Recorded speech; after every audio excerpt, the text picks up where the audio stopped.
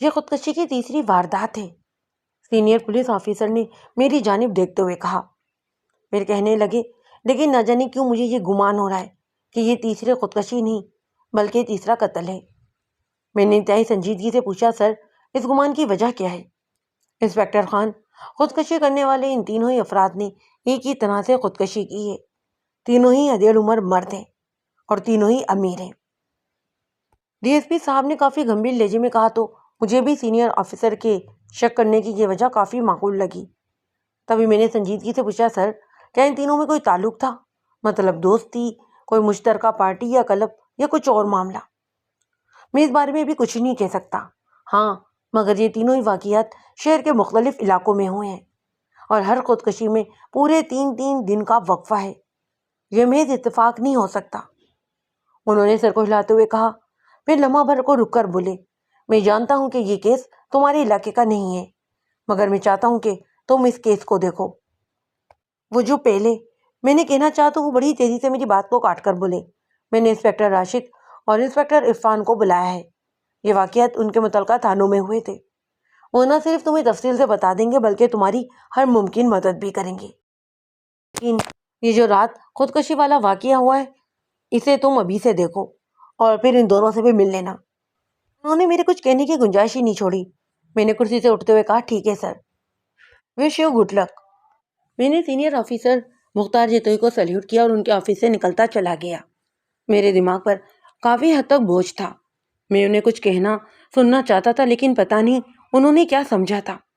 میں ان واقعات پر مزید ان سے بات کرنا چاہتا تھا لیکن نہ جانے کیوں وہ جیتے کر چکے تھے کہ یہ مہم میں ہی سر کر سکتا ہوں، حالانکہ میرے پاس ان واقعات کے بارے میں ذرا سی بھی معلومات نہیں تھی، مگر مجھے فوری جائے حادثہ پر پہنچنا تھا۔ لیکن ابھی میرے پاس ٹیم دستیاب نہیں تھی۔ میں 2 ہفتوں کی چھٹیاں گزار کر رات ہی واپس گھر پہنچا تھا، ابھی آفس جوائن کرنے میں 1 دن باقی تھا اور اب آفیسر ایس پی مختار جتوئی کے کہنے پر مجھے یہ کیس دیکھنا تھا۔ اس وقت انسپکٹر ساکی بھی دستیاب ہو سکتا تھا، وہ ایک سمجھدار اور معاملہ فہم آفیسر تھا، سو میں نے اسے کال کر دی، اسے پوری صورتحال سمجھائی اور فوراً جائے حادثہ پر پہنچنے کو کہا۔ اس نے آنے کے لیے مجھے مطلع کر دیا۔ شہید صغیر کا شمار شہر کے ان کاروباری لوگوں میں ہوتا تھا جنہوں نے بڑی تیزی سے ترقی کی تھی۔ اس نے بڑے اعتماد سے کام کیا تھا، شہر کے پوش علاقے میں ان کی رہائش تھی۔ کچھ عرصہ پہلے ہی اس نے ایک نیا بنگلہ بھی بنوایا تھا، لیکن اس میں باقاعدہ اس کی رہائش نہیں تھی، وہاں پر صرف کاروباری میٹنگز ہوتی۔ یہ کاروباری میٹنگز کیسی ہو سکتی تھیں یہ تو مزید معلومات ملنے پر ہی کہا جا سکتا تھا۔ جب تک میں نون تعمیر بنگلے تک پہنچتا تب تک مجھے فہد صغیر کے بارے میں تھوڑی بہت معلومات مل چکی تھیں۔ نو تعمیر بنگلہ شہر سے تھوڑا باہر بنا ہوا تھا، وہاں ایک بڑی ہاؤسنگ اسکیم چل رہی تھی، اس لیے زیادہ تر بنگلے یا کوٹیاں ایسی تھیں جہاں لوگوں نے ابھی رہائش نہیں رکھی تھی، تو وہاں اتنی زیادہ لوگوں کی آمد و رفت بھی نہیں تھی۔ میں نے اس بنگلے کے سامنے کار روک کر ہارن دیا تو گیٹ سے ایک سیکورٹی گارڈ نے باہر جا کر دیکھا۔ چند لمحوں بعد دوسرا سیکورٹی گارڈ میرے پاس چلا آیا، انہیں میری آمد کے بارے میں اطلاع دے دی گئی، سو میں نے اپنا تعارف کروایا تو وہ تیزی سے پلٹا، جی آئیے۔ اس نے پیچھے ہٹتے ہوئے کہا تو اس کے ساتھ ہی گیٹ بھی کھول دیا۔ میں نے پوچھ میں داخل ہو کر گاڑی روکی تو وہاں ایک دراز قد ادھیڑ عمر شخص کھڑا تھا۔ میں جیسے ہی اپنی گاڑی سے اترا اس نے آگے بڑھ کر مجھ سے مصافحہ کیا اور کہنے لگا، بیگم صاحبہ بھی آتی ہی ہوں گی، انہوں نے ہی مجھ سے کہا ہے۔ میں نے تفصیلات میں جانے کے بجائے اس سے پوچھا کہ خودکشی کہاں ہوئی ہے تو وہ ٹھٹک گیا اور لمحے بھر بعد بولا، جی سر آئیے۔ وہ مجھے ساتھ لے کر اندر کی جانب چل پڑا۔ ہم لاؤنج سے گزر کر اسٹڈی روم کی طرف چلے گئے۔ سامنے ایک لمبی سی میز بچھی ہوئی تھی، اس پر 2 کتابیں بھی دھری ہوئی تھیں۔ میز کے بالکل سرے پر خون کے بڑے بڑے دھبے بھی تھے جو ابھی تک صاف نہیں کیے گئے تھے۔ میں نے اس کی طرف دیکھتے ہوئے پوچھا، کیا تم مجھے خودکشی کے بارے میں تفصیلات بتاؤ گے؟ میں نے اس کی طرف دیکھتے ہوئے کہا تھا۔ اس نے کہا، جی سب سے پہلے میں نے ہی انہیں دیکھا تھا۔ اس نے تیزی سے کہا تو میں نے لہجے کو ذرا نرم کرتے ہوئے پوچھا، اچھا مجھے پوری تفصیل کے ساتھ بتاؤ۔ صاحب کل شام ہوتے ہی یہاں اسٹڈی روم میں آ گئے، وہ تب پریشان تھے، یہاں آ کر وہ کتاب کھول کر بیٹھ گئے لیکن انہوں نے کتاب نہیں پڑھی، بس بیٹھے بیٹھے سوچتے رہے۔ میں اس دوران 2 بار انہیں چائے دے کر گیا تھا مگر ان کا دھیان پڑھنے کی طرف کم اور مس روبی کی طرف زیادہ تھا۔ میں نے پوچھا، یہ مس روبی کون ہے؟ یہ صاحب کی دوست ہیں۔ وہ اکثر یہاں ملنے کے لیے آتی رہتی ہیں، کبھی کبھی صاحب کے ساتھ بھی آ جاتی ہیں، اس نے ذرا سا جھجکتے ہوئے بتایا۔ اچھا، ان کے درمیان تعلق کیسا تھا؟ تم تو جانتے ہی ہوگے کہ جو میں پوچھنا چاہ رہا ہوں۔ میں نے لہجے کو جان بوجھ کر گمبھیر بناتے ہوئے پوچھا تھا۔ نہیں سر، ان کے درمیان کوئی غلط تعلق نہیں، کم از کم میں نے تو نہیں دیکھا اور نہ ہی محسوس کیا ہے۔ وہ یہاں آتی تھیں، زیادہ تر اسٹڈی روم میں ہی بیٹھتے تھے یہ لوگ، ان کے درمیان گپ شپ ہوتی رہتی، درمیان میں کھاتے پیتے رہتے اور پھر وہ چلی جایا کرتی تھیں۔ جس دن صاحب کے ساتھ آتی اس دن مس روبی کو ڈرائیور چھوڑ کر آیا کرتا تھا۔ اور اچھا یہ بتاؤ کہ مس روبی دیکھنے میں کیسی تھیں؟ یہی کوئی 19-20 برس کے قریب ان کی عمر ہوگی، لمبے قد کی صحت مند لڑکی، کندھوں تک بال، گول مول چہرہ، تھیکی ناک، رنگ گورا اور پتلے پتلے سے ہونٹ، اکثر پتلون شرٹ ہی پہنتی ہیں۔ پہلی نکاح میں تو وہ کوئی اسٹوڈنٹ ہی لگتی ہیں۔ اس نے کہا تو میں نے پوچھا، اچھا تو تم یہ بتا رہے تھے کہ کل شام تم نے دیکھا کیا تھا؟ اس نے کہا کل رات جب مس روبی یہاں آئیں، یہاں اسٹڈی ہی میں بیٹھ کر باتیں کرتی رہیں۔ رات پہلی بار وہ جلدی چلی گئیں، بس ان کے پاس بیٹھی رہیں، باتیں کرتی رہیں، کھانا بھی نہیں کھایا۔ وہ تو چلی گئیں لیکن صاحب ادھر ہی بیٹھے رہے۔ میں نے انہیں کھانے کے بارے میں پوچھا تو بولے ابھی تھوڑی دیر بعد کھاتا ہوں۔ ان کے جانے کے تقریباً 2 گھنٹے بعد اسٹڈی روم سے اچانک فائر کی آواز آئی تو میں بھاگ کر یہاں آیا۔ میں نے دیکھا صاحب کا سر میز پر دھرا ہے اور خون بہہ رہا ہے۔ مجھے پہلے تو سمجھ میں ہی نہیں آیا کہ ہوا کیا ہے۔ جب میں نے غور کیا تو صاحب کے ہاتھ میں ایک پسٹل تھا اور گولی سر پھاڑ کر دوسری جانب سے نکل گئی تھی۔ یہ کہتے ہوئے اس نے ایک جھرجھری لی تو میں نے پوچھا کوئی اور نہیں آیا فائرنگ کی آواز سن کر؟ جی آیا نا، ہمارا بورچی، وہ بھی صاحب کے کھانے کے انتظار میں تھا۔ وہ آیا تو ہم دونوں نے صاحب کو سیدھا کر کے یہاں فرش پر لیٹا دیا۔ اس نے فرش پر ایک جانب اشارہ کرتے ہوئے کہا۔ میں نے دیکھا وہاں بھی خون کے کچھ دھبے لگے ہوئے تھے۔ میں نے کہا بورچی کو بلاؤ۔ اس نے کہا جی ابھی بلاتا ہوں۔ یہ کہہ کر وہ پلٹ گیا۔ میں اسٹڈی روم میں اکیلا رہ گیا۔ میں نے کمرے پر نگاہ ڈالی۔ شیف تو بنے ہوئے تھے لیکن ان میں کتابیں اتنی نہیں تھیں، تھوڑی سی کتابیں تھیں جو بالکل نہیں تھیں۔ ایک لمبی سی میز کے گرد چند کرسیاں تھیں۔ کمرے میں ایک ہی کھڑکی تھی جس سے باہر کا ماحول جھانک رہا تھا۔ اسے دیوار کے ساتھ ہی ایک صوفہ بھی پڑا تھا۔ میں کھڑا جائزہ لے رہا تھا کہ ایک ادھیڑ عمر خاتون کمرے میں داخل ہوئی۔ وہ چھوٹے قد کی تھی، چہرے مہرے سے کافی پرکشش لگ رہی تھی، پہناوے سے وہ کوئی امیر عورت دکھائی دے رہی تھی۔ اس کے پیچھے وہ لمبے قد والا داخل ہوا۔ اس کے ساتھ ایک بوڑھا آدمی آ کر ایک جانب کھڑا ہو گیا۔ اس نے میری جانب دیکھتے ہوئے سگوار لہجے میں کہا، میں مسز فہد ہوں۔ اس کے تعارف کروانے کے بعد میں نے حالات کے مطابق نرم لہجے میں سوال کیا، سوری مسز فہد، مجھے آپ کو یہاں اور وہ بھی اس وقت نہیں بلانا چاہیے تھا جبکہ آپ کے شوہر کا پوسٹ مارٹم۔ کوئی بات نہیں انسپکٹر، مجھے آپ سے تعاون کرنے کے لیے یہاں آنا ہی تھا، لیکن آپ کو جو کچھ پوچھنا ہے وہ ذرا جلدی پوچھ لیں، مجھے اپنے شوہر کی آخری رسومات کے لیے ہیں۔ انہوں نے کچھ کہنا چاہا تو میں نے اس کے بات کو سمجھتے ہوئے تیزی سے کہا، جی بالکل میں سمجھتا ہوں۔ یہ کہہ کر میں لمحہ بھر کو رکا، پھر پوچھا، آپ اس وقت کہاں تھیں جب یہ واقعہ ہوا؟ میں گھر پر ہی تھی، میرا مطلب ہے جہاں ہم رہ رہے ہیں۔ یہاں سے مجھے فون کیا گیا تو مجھے یہ پتہ چلا تو میں فوراً آ گئی۔ وہ یہاں فرش پر پڑے تھے۔ اس نے فرش کی جانب اشارہ کرتے ہوئے کہا۔ میں نے پوچھا کیا مس روبی نامی کسی لڑکی کو جانتی ہیں؟ جی ہاں میں جانتی تھی، میں یہ بھی جانتی تھی کہ میرا شوہر اس پر عاشق ہو گیا ہے، اس پر پیسہ خرچ کر رہا ہے، ظاہر ہے وہ اس سے شادی بھی کرنا چاہتا تھا۔ میری 1-2 بار ان سے بات بھی ہوئی۔ اس نے مجھے بڑے ہی سکون سے بتایا، کیا آپ نے سوکن والا معاملہ محسوس نہیں کیا تھا؟ کیا تھا، کیوں نہیں کیا تھا، مگر مجھے میرے بچوں نے سمجھایا تھا۔ میں اندر ہی اندر کڑ رہی تھی، میں احتجاج کرنا چاہتی تھی، میں نے بہت کچھ سوچا بھی تھا لیکن اس کا وقت ہی نہیں ملا۔ اس نے دکھ کا اظہار کیا۔ آپ کے بچے مطلب کافی سمجھدار ہیں اور کتنے بڑے ہیں؟ اس نے بتایا میرے 3 بچے ہیں، بڑی بیٹی کوئی 20 سال کی ہے، پھر 2 بیٹے 1-1 برس چھوٹے ہیں۔ اس نے کہا۔ میں نے پوچھا گھر میں کوئی فساد یا جھگڑا وغیرہ؟ نہیں، وہ پچھلے 4 ماہ سے گھر کو وقت ہی نہیں دے رہے تھے، باہر ہی رہتے تھے، یہاں اس بنگلے میں آ جاتے۔ وہ اپنے بزنس کو بہت توجہ دے رہے تھے، مطلب دن رات ایک کیا ہوا تھا، ظاہر ہے اس میں وہ روبی کو بھی وقت دیا جا رہا تھا۔ اس نے مجھے تفصیل سے بتاتے ہوئے کہا، آپ کے خیال میں کوئی دشمنی، کسی کی کوئی دھمکی یا کوئی دوسرا ذہنی دباؤ؟ میں نے اپنے طور پر ایک دوسرے پہلو سے پوچھا۔ اس نے کہا اس کا تو مجھے پتا نہیں، ہاں مجھے یہ اچھی طرح یاد ہے کہ پچھلے 3 ماہ میں وہ مجھ سے صرف 4 بار ملے ہیں، ہمارے درمیان کوئی تفصیلی بات نہیں ہوئی، مطلب وہ عملی طور پر ہم سے کٹ چکے تھے۔ میں نے مزید کھولیتے ہوئے پوچھا، کوئی بات جو اپنے طور پر آپ بتانا پسند کریں؟ بس یہی کہ میں یہاں آئی ہوں تو ان کا جسم یہاں پڑا تھا۔ وہ انہیں اٹھا کر اسپتال لے گئے، مگر بے سود۔ وہ دکھ سے بولی۔ میں نے اچانک پوچھا، ان کا فون کہاں ہے؟ وہ میرے پاس ہے، اس نے کہا، اور پرس میں سے ایک موبائل فون نکال کر میری جانب بڑھا دیا۔ پھر میری جانب دیکھتے ہوئے بولی، اس فون میں تصویریں بھی ہیں جو میں نے رات کو بنائی تھیں، کیا اس میں مس روبی کی بھی تصویریں ہیں؟ اس نے کہا، شاید ہوں۔ میں نے کہا، ٹھیک ہے مسز فہد، ابھی آپ جائیے، آپ کا نمبر میرے پاس ہے، میں ضرورت پڑنے پر آپ کو زحمت دوں گا۔ جی بالکل، اور میں آپ کے ساتھ بھرپور تعاون بھی کروں گی، اس نے کہا، اور کسی روبوٹ کے مانند واپس پلٹ گئی۔ وہ لمبے قد والا بھی اس کے ساتھ چل دیا۔ بوڑھا بورچی میرے سامنے کھڑا تھا، میں نے اسے یوں ہی کھڑے رہنے دیا اور موبائل فون میں تصویریں دیکھنے لگا۔ فون کی گیلری میں صرف 4 تصویریں تھیں، وہ بھی فہد صغیر کی لاش کے مختلف پہلوؤں سے لی گئی تھیں۔ میں نے چند منٹ انہیں غور سے دیکھا اور فون کو بند کر کے جیب میں ڈال لیا۔ فہد صغیر درمیانے سے قد کا بھاری جسم کا مالک شخص تھا، کلین شیو تھا اور گال کافی پھولے ہوئے تھے، پیٹ بھی بڑا ہوا تھا، رنگ گورا تھا اور سیاہ پتلون پر سبز مائل شرٹ پہنی ہوئی تھی۔ سر پر گولی لگنے سے چہرے پر خون زیادہ تھا۔ لمبے قد والا جب واپس آیا تو اس کے ساتھ انسپکٹر ثاقب بھی موجود تھا۔ وہ اپنے ساتھ چند ماہرین کو بھی لے کر آیا تھا۔ وہ اپنا کام کرنے لگے تو میری نگاہ بورچی پر پڑی۔ وہ میرے لیے ابھی تک وہاں کھڑا تھا۔ میں نے اسے اپنے پاس بلا لیا اور اسے پوچھا، تم کیا سمجھتے ہو، کیا یہ خودکشی ہوئی ہے؟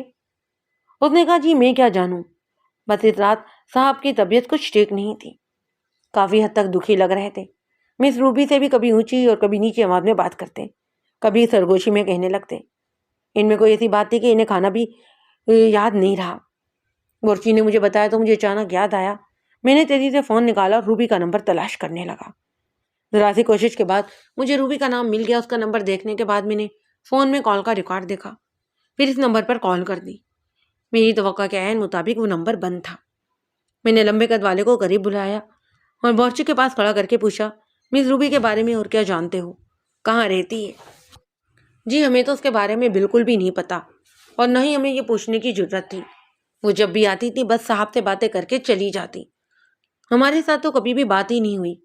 لمبے قد والے نے کہا تو میں چند لمحے سوچتا رہا، پھر کافی دیر تک مغز ماری کے بعد میں ان سے کوئی بھی اہم بات معلوم نہ کر سکا، اور نہ ہی انہوں نے بتائی۔ تب میں نے انہیں شام کے وقت تھانے بلا لیا۔ میرے ذہن میں کچھ سوالات تھے جو میں بعد میں پوچھنا چاہ رہا تھا۔ تھانے کا سن کر وہ دونوں ہی خوفزدہ ہو گئے، مگر میں نے ان پر کوئی توجہ نہ دی۔ انسپکٹر ثاقب اپنا کام مکمل کر چکا تھا، سو وہ میرے ساتھ ہی واپسی کے لیے چل پڑا۔ تھانے آ کر میں اپنی کرسی پر ڈھیر ہو گیا۔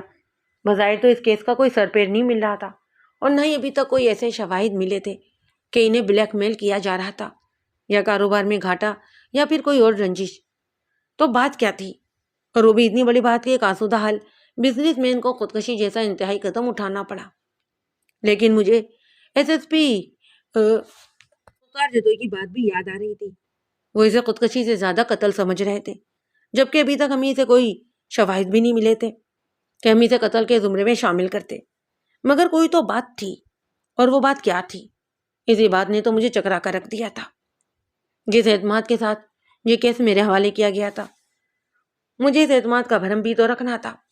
اب تک ہر مشکل کیس میں مجھے بند تالے کی کنجی سمجھا جاتا تھا، لیکن یہ 3 خودکشی کے کیس ایسے بند تالے تھے جن پر ہر چابی بے اثر ہو رہی تھی۔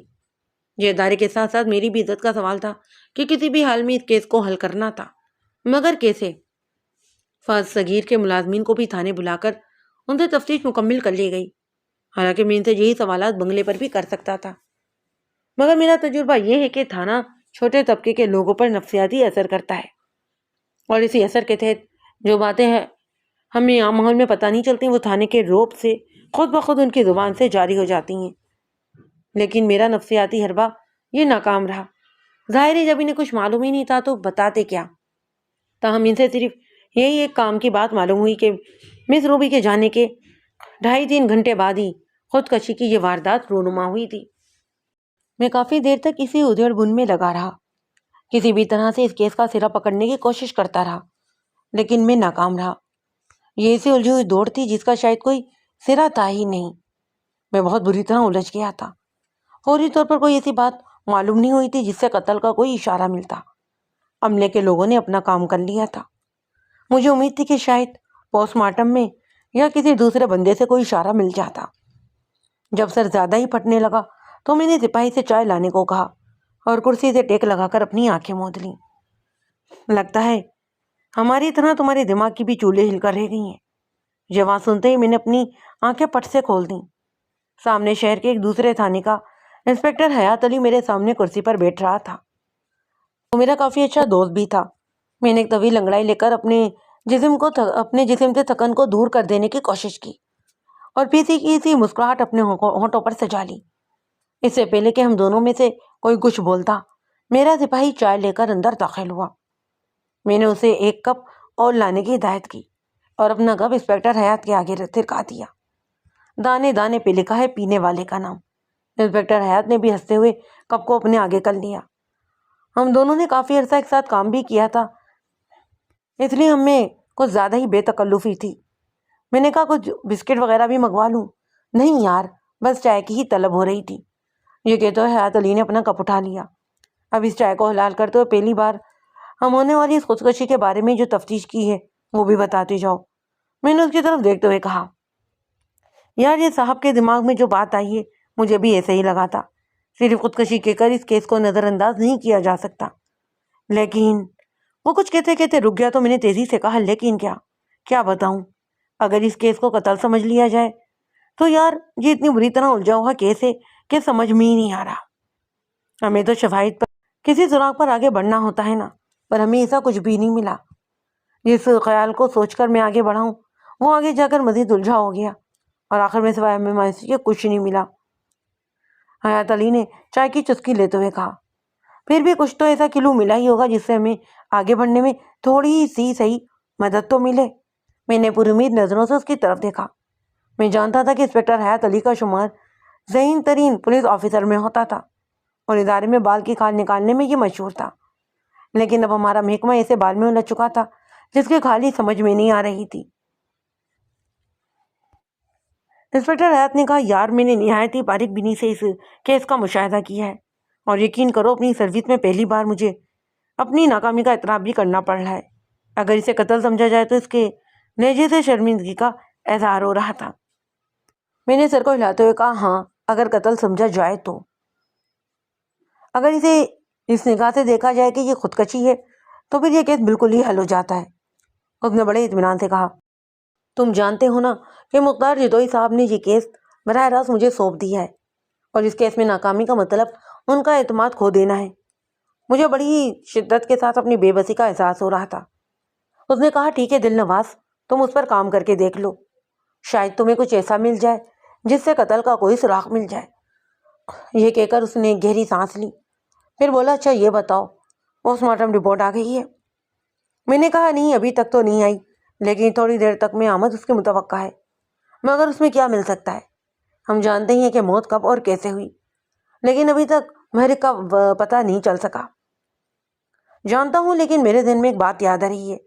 دیکھو ان تینوں ہی کیسوں میں پوسٹ مارٹم کی رپورٹوں میں کتنی معاملات ہے بھی یا نہیں، حیات علی نے کہا۔ اسی دوران سپاہی ایک اور کپ رکھ کر باہر چلا گیا تھا۔ میں نے بھی اپنا اندیشہ ظاہر کیا، ہاں میں بھی یہ جانتا ہوں کہ شاید کوئی فرق نہ نکلے، لگتا تو مجھے بھی ایسا ہی ہے، لیکن پھر بھی مجھے اس بارے میں یقین کر لینا چاہیے۔ حیات علی اپنا کپ خالی رکھتے ہوئے بولا، جدوئی صاحب تو یہ سمجھتے ہیں کہ میں چٹکی بجاتے میں ہی مشکل سے مشکل کیس حل کر لیتا ہوں، مگر مجھے تو ایسا لگ رہا ہے کہ اس کیس کو حل کرنے میں کہیں میں خود ہی حل ہو کر نہ رہ جاؤں۔ میرے لہجے کی شدگی کو انسپکٹر حیات نے بھی محسوس کیا۔ تم ٹھیک کہہ رہے ہو، مگر ہم بھی انسان ہیں اور وہیں تک عمل کر سکتے ہیں جہاں تک ہمارا ذہن دوڑ سکتا ہے۔ ہمیں جو کچھ کرنا ہے اپنی اسی ذہنی حدود کے اندر رہ کر کرنا ہے۔ اس نے کہا، تو مجھے ایسا لگا کہ انسپکٹر حیات علی بھی اس کیس سے کافی بیزار ہو چکا ہے، تو کیا ہم ایسے ہی اس کیس کو خودکشی کا کیس قرار دے کر بند کر دیں گے اور محکمے کے بڑوں کو مطمئن کرنے کے لیے کچھ نہ کچھ کہانی گھڑیں؟ یار کم از کم میرا ضمیر تو اس بات کی اجازت نہیں دیتا۔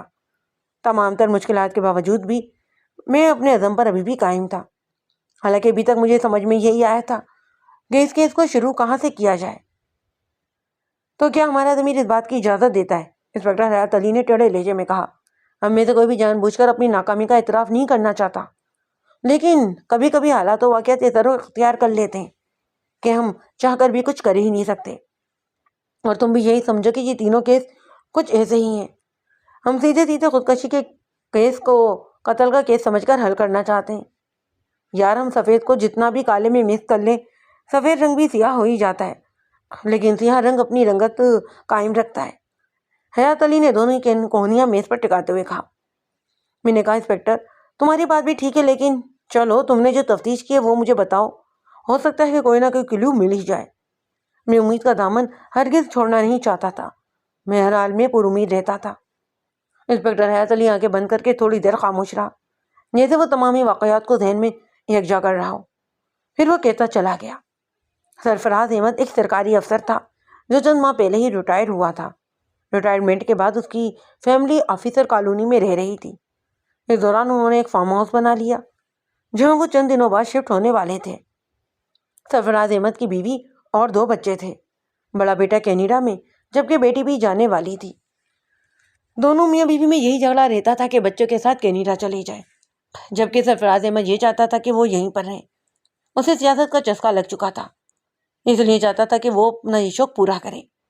وہ سیاست میں آنے کی اب پلاننگ بھی کر چکا تھا اور ایک پارٹی سے بھی باقاعدہ اس کی بات چیت چل رہی تھی۔ اس کا ایک سروس ریکارڈ بھی اچھا تھا اور اپنی اس نیک نامی کو سیاست کے ذریعے کیش کروانا چاہتا تھا۔ لیکن یہ مجھے پتا ہے کہ اس نے دولت کس طرح بنائی تھی۔ وہ دولت مختلف طریقوں سے چھپا گیا تھا۔ اسی دولت کو محفوظ رکھنے کے لیے وہ سیاست میں آنا چاہ رہا تھا۔ پارٹی میٹنگز کے سلسلے میں وہ اپنا زیادہ تر وقت فارم ہاؤس پر ہی گزارتا۔ وہاں پارٹی سے متعلق عورتوں اور مردوں کا آنا جانا لگا رہتا تھا۔ دراصل اس نے ابھی سے الیکشن کا پلان بنا لیا تھا، لیکن بجائے کوئی ممبر وغیرہ دینے کے اس نے اسی فارم ہاؤس پر خودکشی کی۔ میں نے پوچھا تم نے اپنی تحقیقات سے معلوم کیا کیا ہے؟ یہی کہ اس کا تمام تر وقت پارٹی کے بارے میں منصوبہ بناتے ہوئے گزرتا تھا۔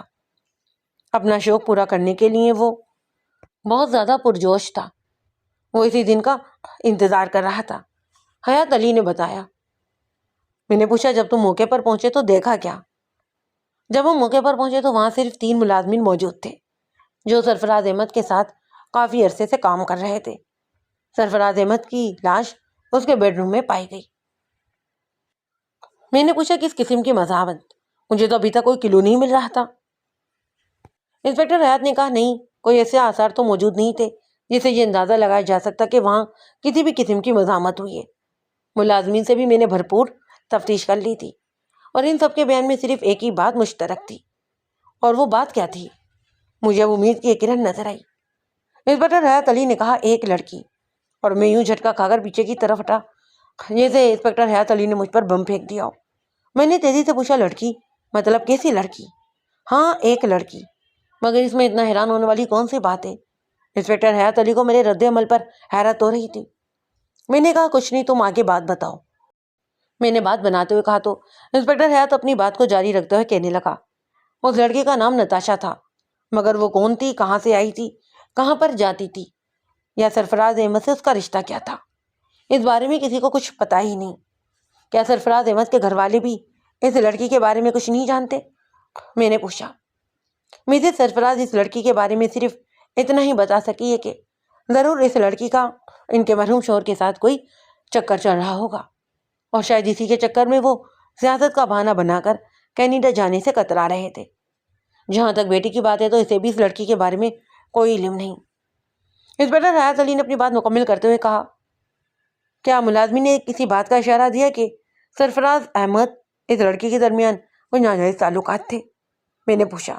نہیں، ملازمین کے مطابق دونوں کے ہی درمیان ایک حد رہتی، اور سرفراز احمد نے کبھی اس حد کو پار نہیں کیا، چاہے وہ لڑکی ان کے بیڈ روم میں ہی کیوں نہ گئی ہو۔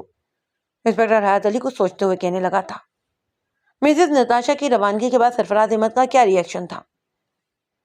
ملازمین کے مطابق مسز نتاشا کے جانے کے بعد سرفراز صاحب بہت پریشان اور دل گرفتہ نظر آ رہے تھے۔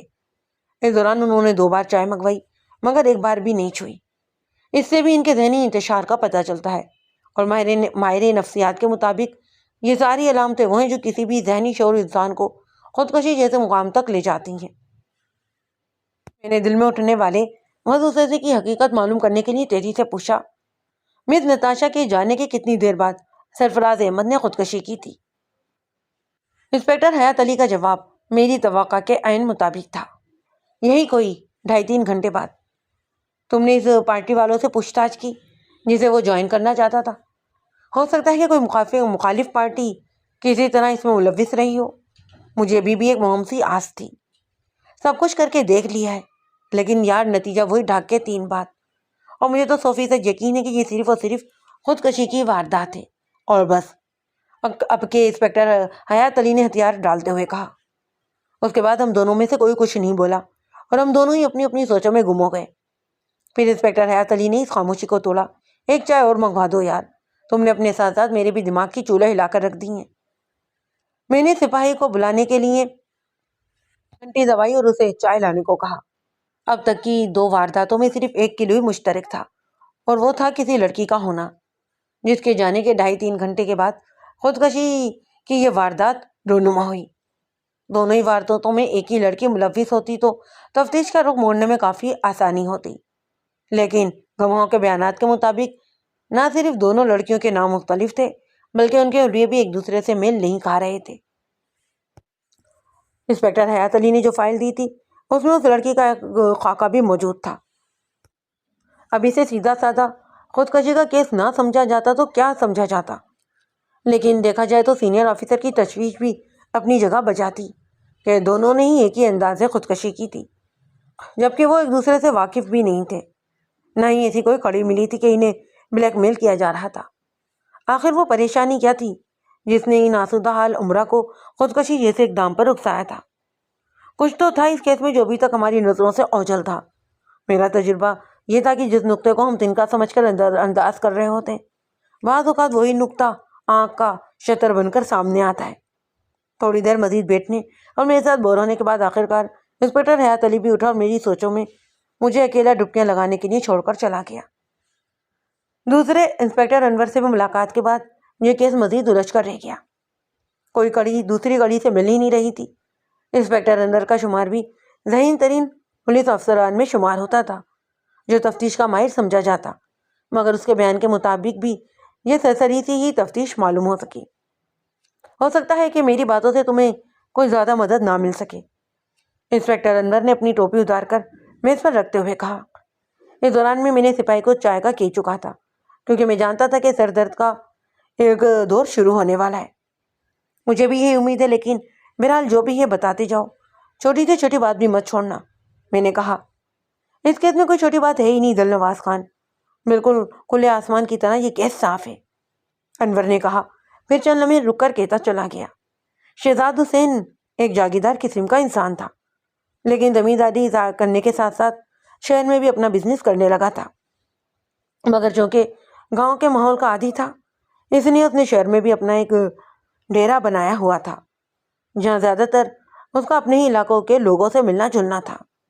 میں نے کہا یعنی اس کی خودکشی کی کوئی ٹھوس وجہ نہیں تھی؟ انہوں نے کہا بالکل بھی نہیں۔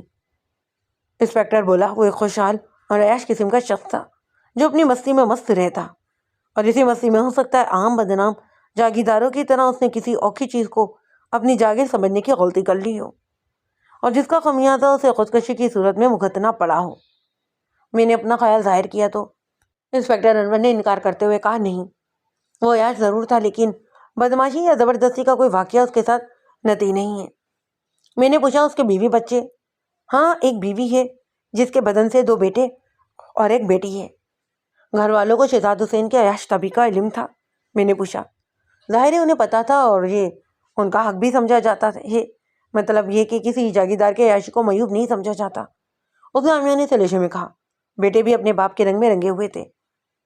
میں نے پوچھا۔ نہیں، اتنے زیادہ بھی نہیں، تینوں بچے شہر کے کالج میں زیر تعمیر ہیں، انسپکٹر انور بتاتے ہوئے بولا، اور اپنے فلوس کے ساتھ ہر حال میں مست رہتے ہیں، کچھ کہا نہیں جا سکتا۔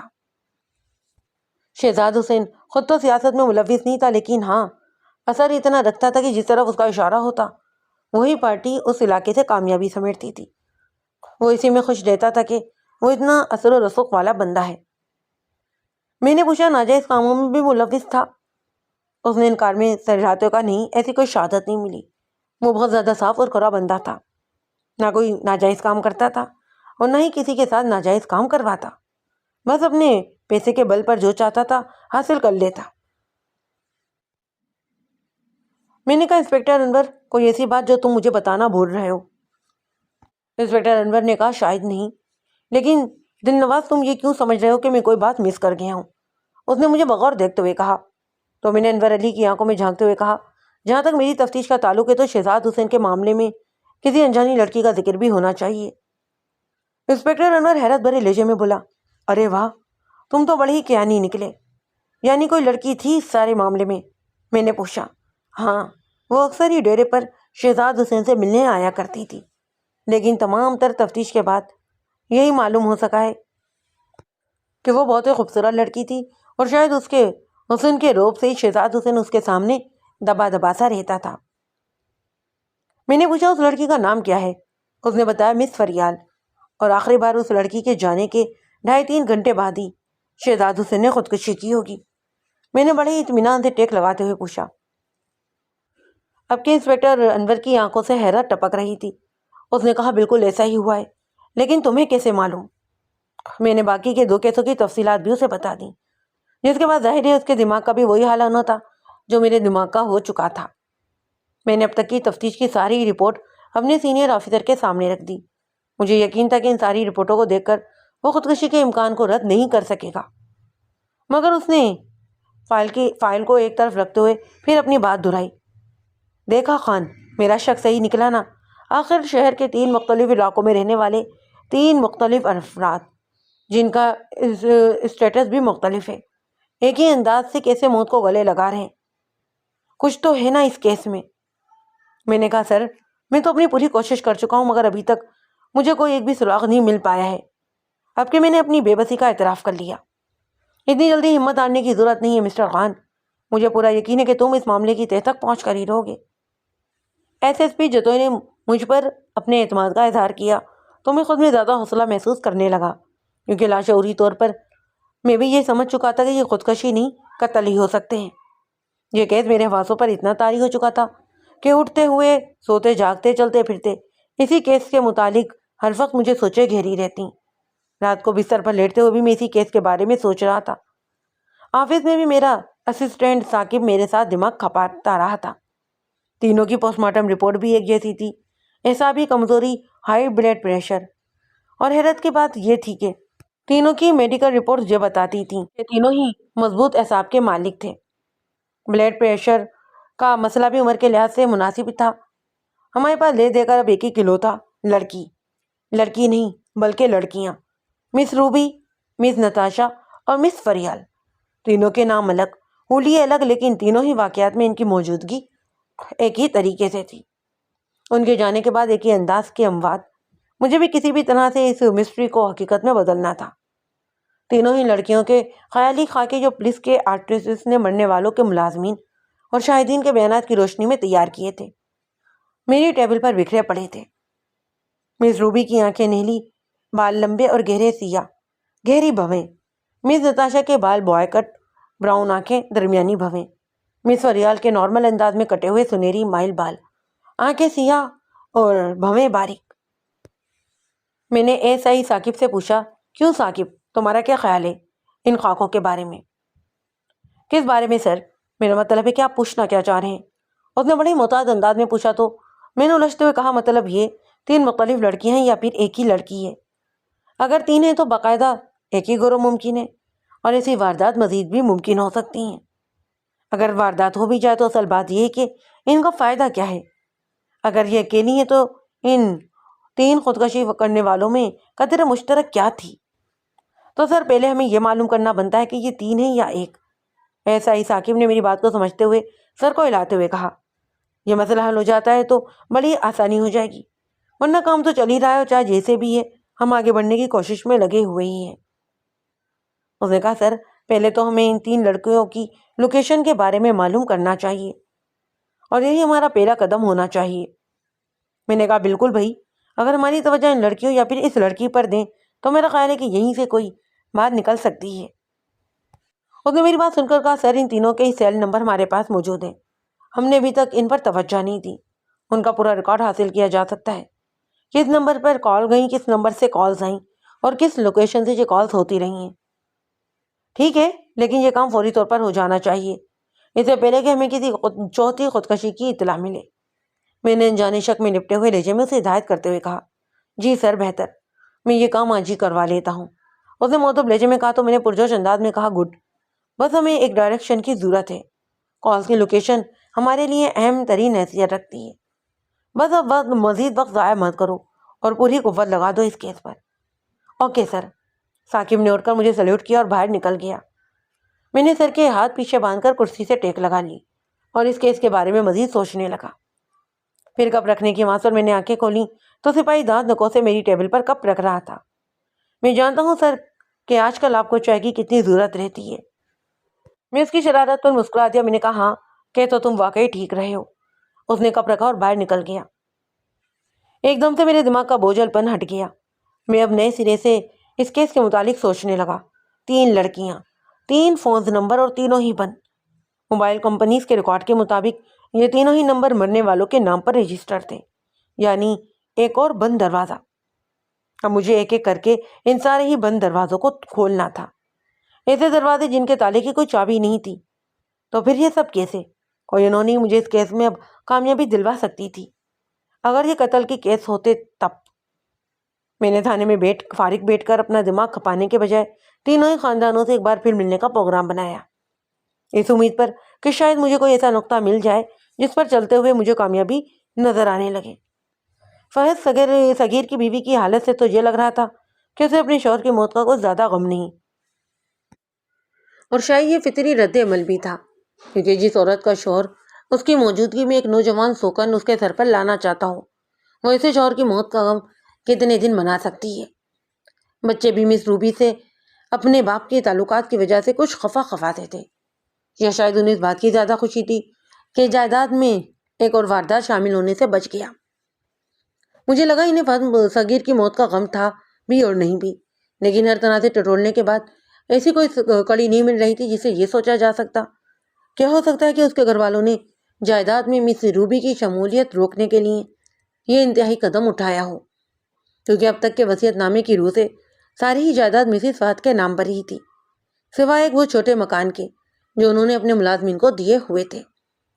لیکن کہیں نہ کہیں سے تفتیش کا سرا تو پکڑ نہیں تھا، اس لیے اس کی ابتدا میں نے اب مسز فہد صغیر سے ہی کی۔ اس وقت وہ میرے سامنے کچھ نروس سی بیٹھی ہوئی اپنی انگلیاں مروڑ رہی تھی۔ آپ سبھی کچھ تو بوجھ چکے ہیں، پھر اب یہ سب دوبارہ؟ وہ کافی اٹک ٹک کر بول رہی تھی، جیسے ڈر ہو کہ اس کے منہ سے کوئی ایسی بات نہ نکل جائے جس سے ان کے لیے کوئی مصیبت کھڑی کر دوں۔ میرا آپ کو تکلیف دینے کا کوئی ارادہ نہیں ہے، اور نہ خدا نخواستہ میں کسی بھی طور آپ کو مورد الزام ٹھہرا رہا ہوں، لیکن آپ کو پتہ ہی ہے نا کہ ہمارے محکمے کو یہ سب تفتیش کرنا ہی پڑتی ہے، اوپر سے بھی دباؤ ہوتا ہے۔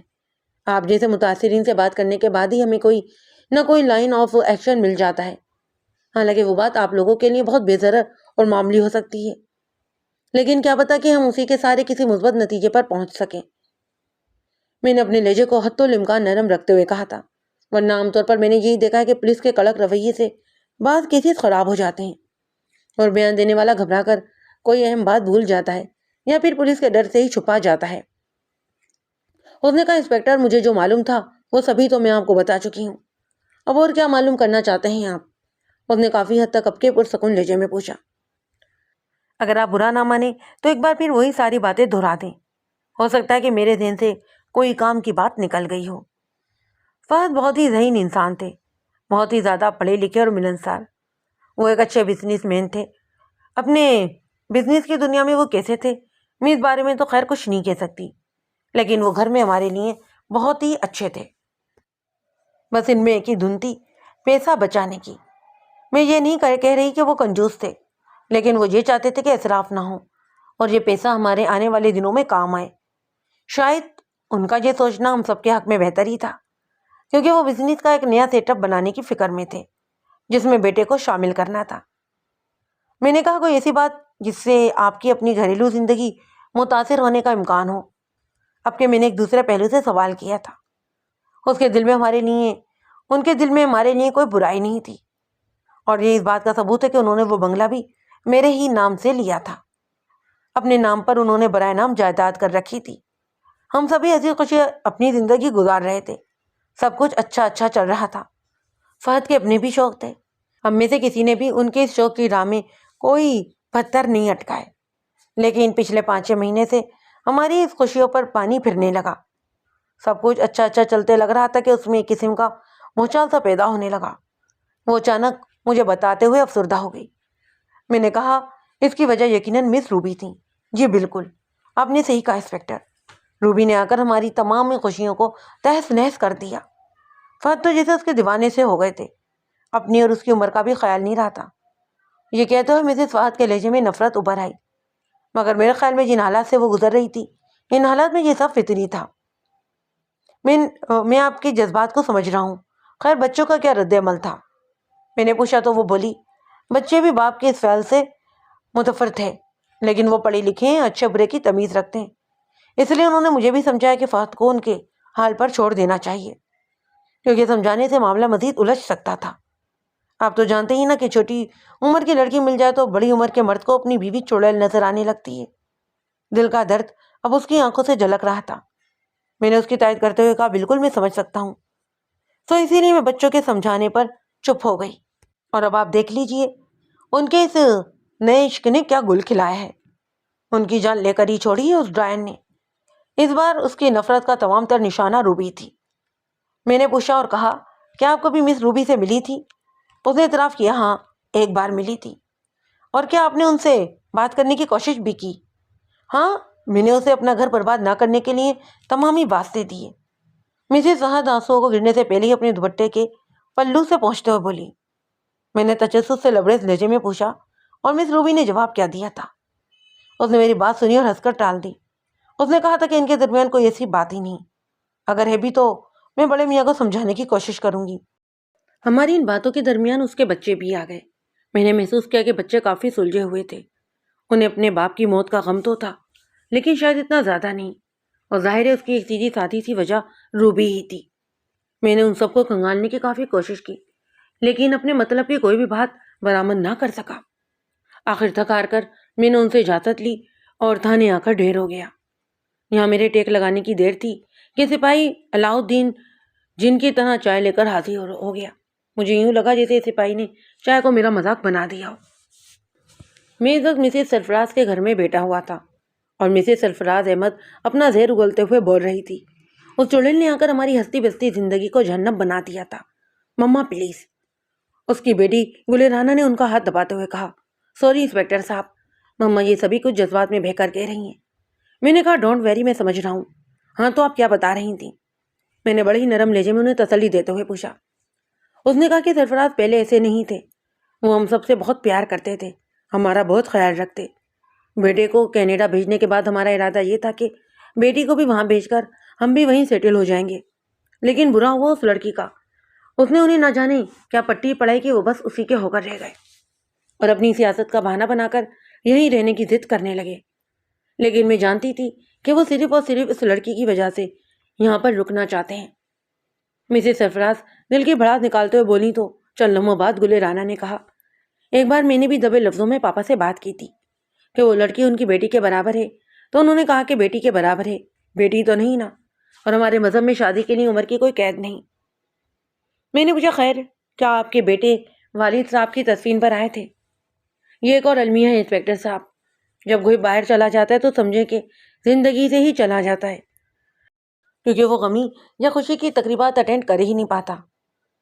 وہ فوری طور پر وہاں سے نہیں آ پایا، ہم یہاں پر اتنی دیر انتظار نہیں کر سکتے تھے، مسز سرفراز نے اپنی مجبوری بتاتے ہوئے کہا۔ میں نے کہا، آپ ٹھیک کہہ رہی ہیں، بہرحال اگر آپ کو اس لڑکی کا، ہاں کیا نام تھا اس کا، مس نتاشا، اس کے بارے میں کوئی سنگن ملے تو پلیز مجھے فوراً خبردار کر دیجیے گا، اور آپ کے تعاون کا بہت بہت شکریہ۔ میں نے اٹھتے ہوئے کہا، کیونکہ مزید اب کسی کام کی بات کی توقع نہیں رہ گئی تھی۔ یہ ملاقات بھی میرے لیے کسی بھی قسم کی کام کی نہیں تھی۔ بیگم شہزاد حسین سے ملاقات میں بھی پچھلی 2 ملاقاتوں والی باتیں ہوئیں، بس فرق تھا تو یہ کہ بیگم شہزاد کو اپنے شوہر کی عیاشی سے کوئی گلہ نہیں تھا، کیونکہ ان کے خاندان میں تاثر ہی یہی تھا کہ اگر جاگیردار کا بیٹا عیاشی نہیں کرے گا تو پھر کون کرے گا۔ جاگیردار کا حویلی سے باہر کا بادشاہ ہوتا ہے اور بیگم حویلی کے اندر کی ملکہ۔ حویلی کے اندر اس کی مرضی کے بغیر ایک پتا بھی نہیں ہلتا۔ جب اتنا اختیار ملا ہو تو شوہر کے آنے یا نہ آنے کی پرواہ کسے رہتی ہے؟ لیکن اپنی عیاشی سے قطع نظر شہزاد حسین اچھے دل کا مالک بھی تھا۔ لوگوں اور خاص طور سے اپنے گاؤں کے لوگوں کے لیے وہ ہر طرح کا کام کرتا رہا تھا، اسی لیے گاؤں کے لوگ اس کی دل سے عزت کرتے تھے۔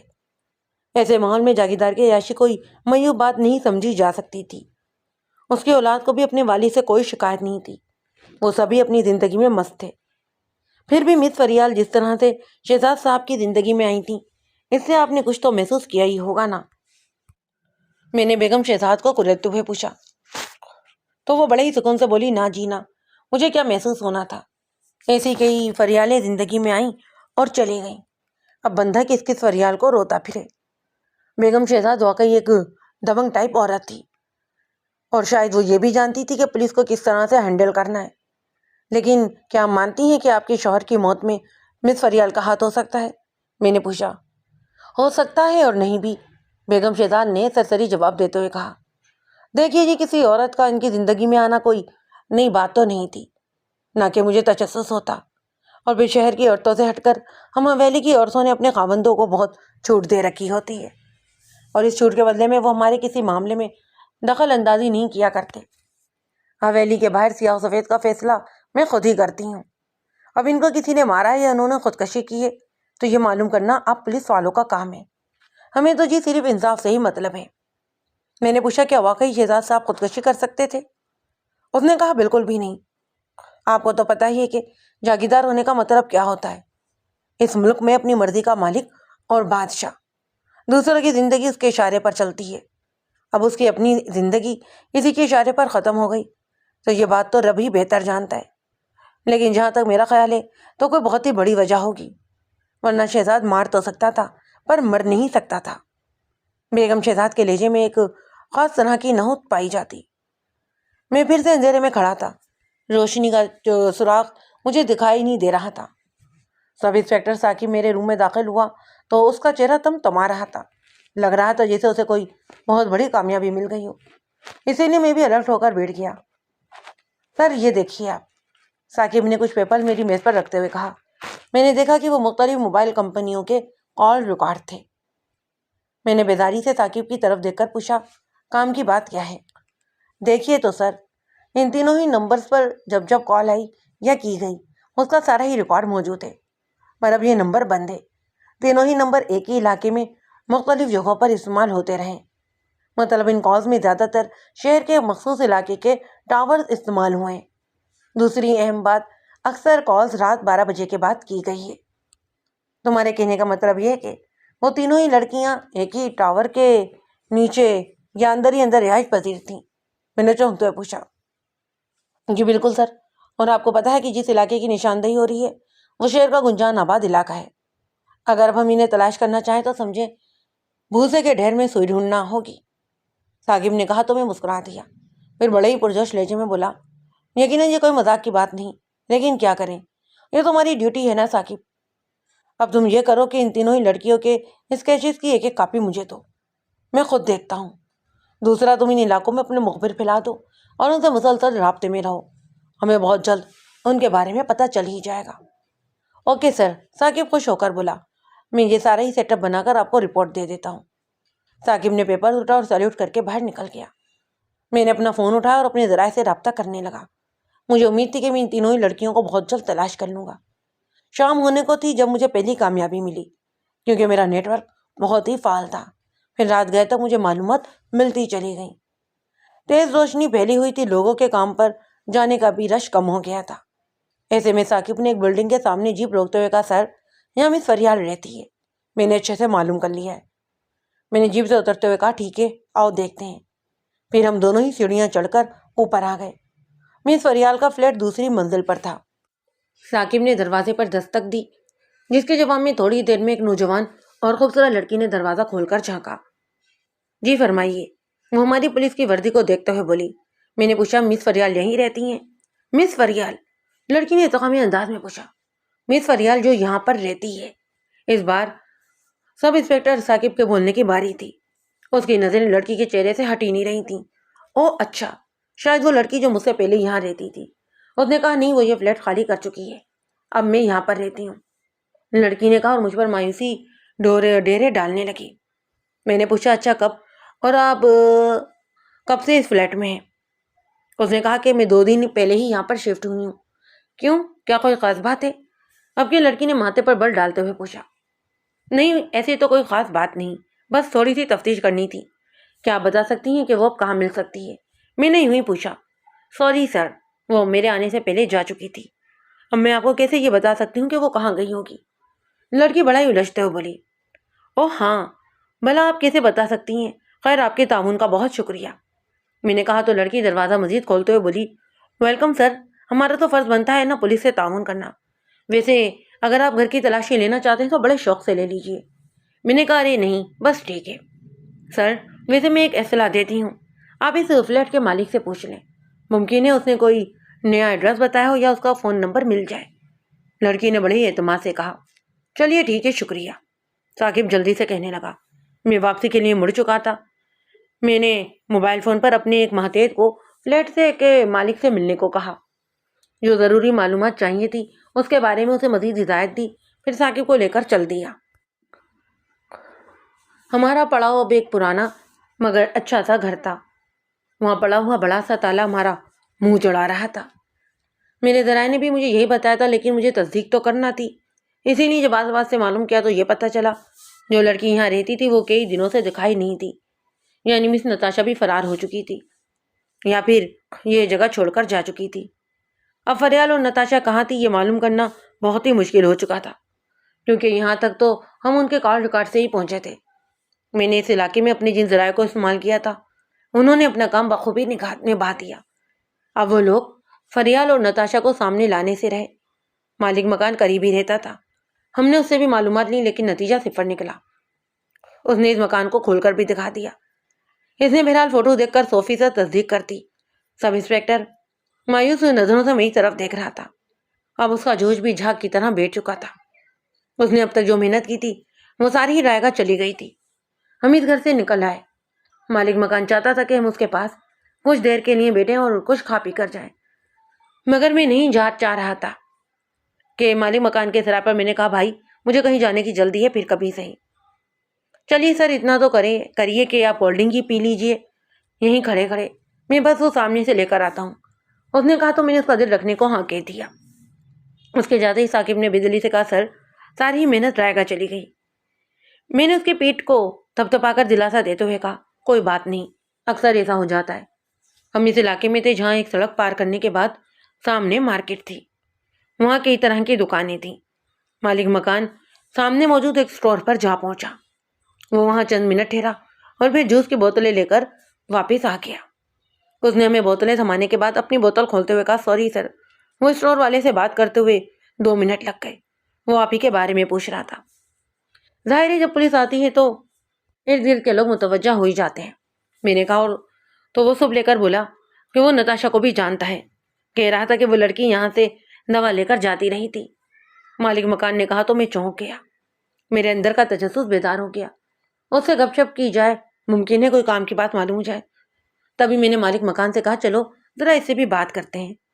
ہم اس کی جانب بڑھ گئے۔ سڑک پار کرنے کے بعد بظاہر میڈیکل اسٹور پر کھڑے اور 1.5 عمر آدمی کو دیکھا جو ہماری جانب دیکھ رہا تھا۔ رسمی سلام دعا کے بعد میں نے پوچھا یہ آپ نے اسٹور پر دوائیں بھی رکھی ہوئی ہیں؟ اس نے کہا جی صاحب، آپ کو پتہ ہی ہے کہ اس طرح کے علاقے میں اسٹور پر ہر قسم کا سامان رکھنا پڑتا ہے۔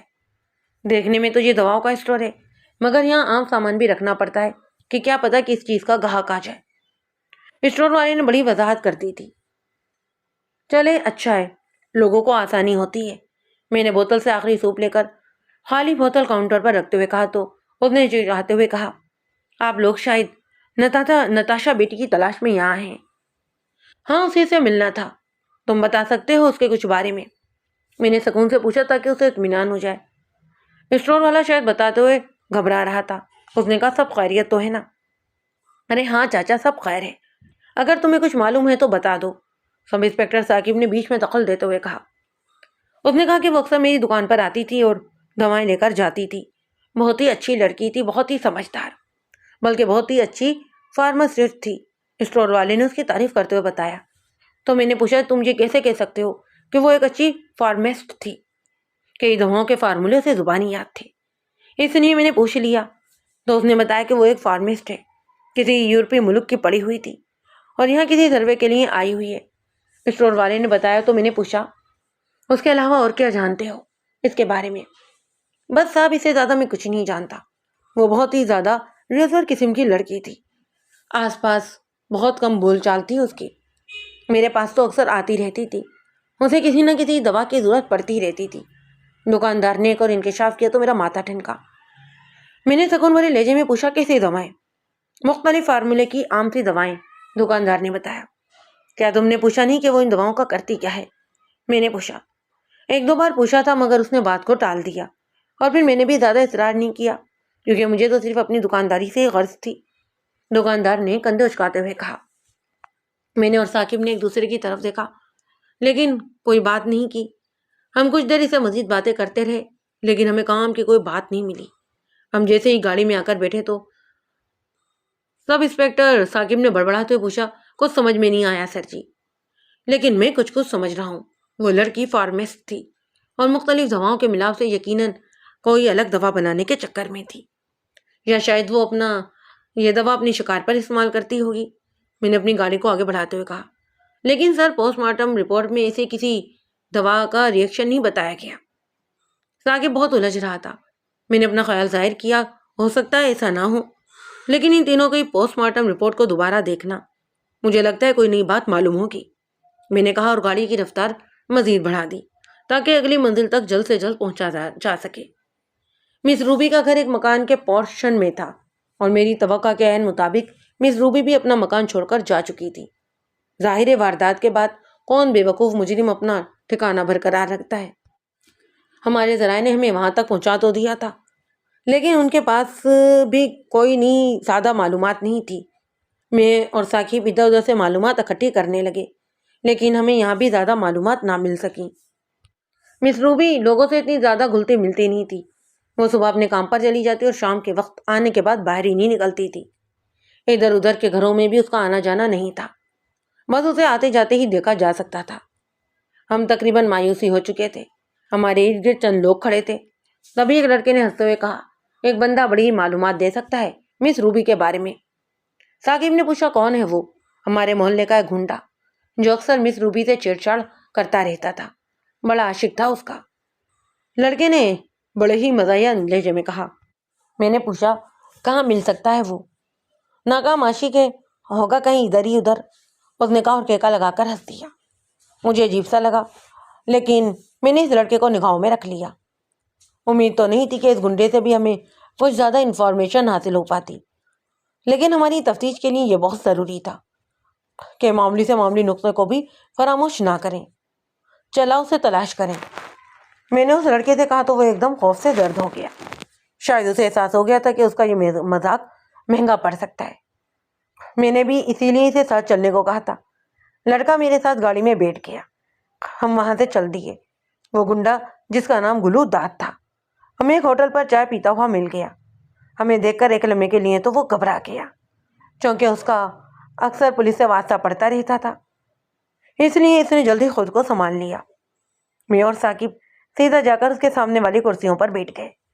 وہ چسکیاں لیتا ہوا میں سوالیہ نظروں سے دیکھنے لگا، وہ ہمارے بولنے کا انتظار کر رہا تھا۔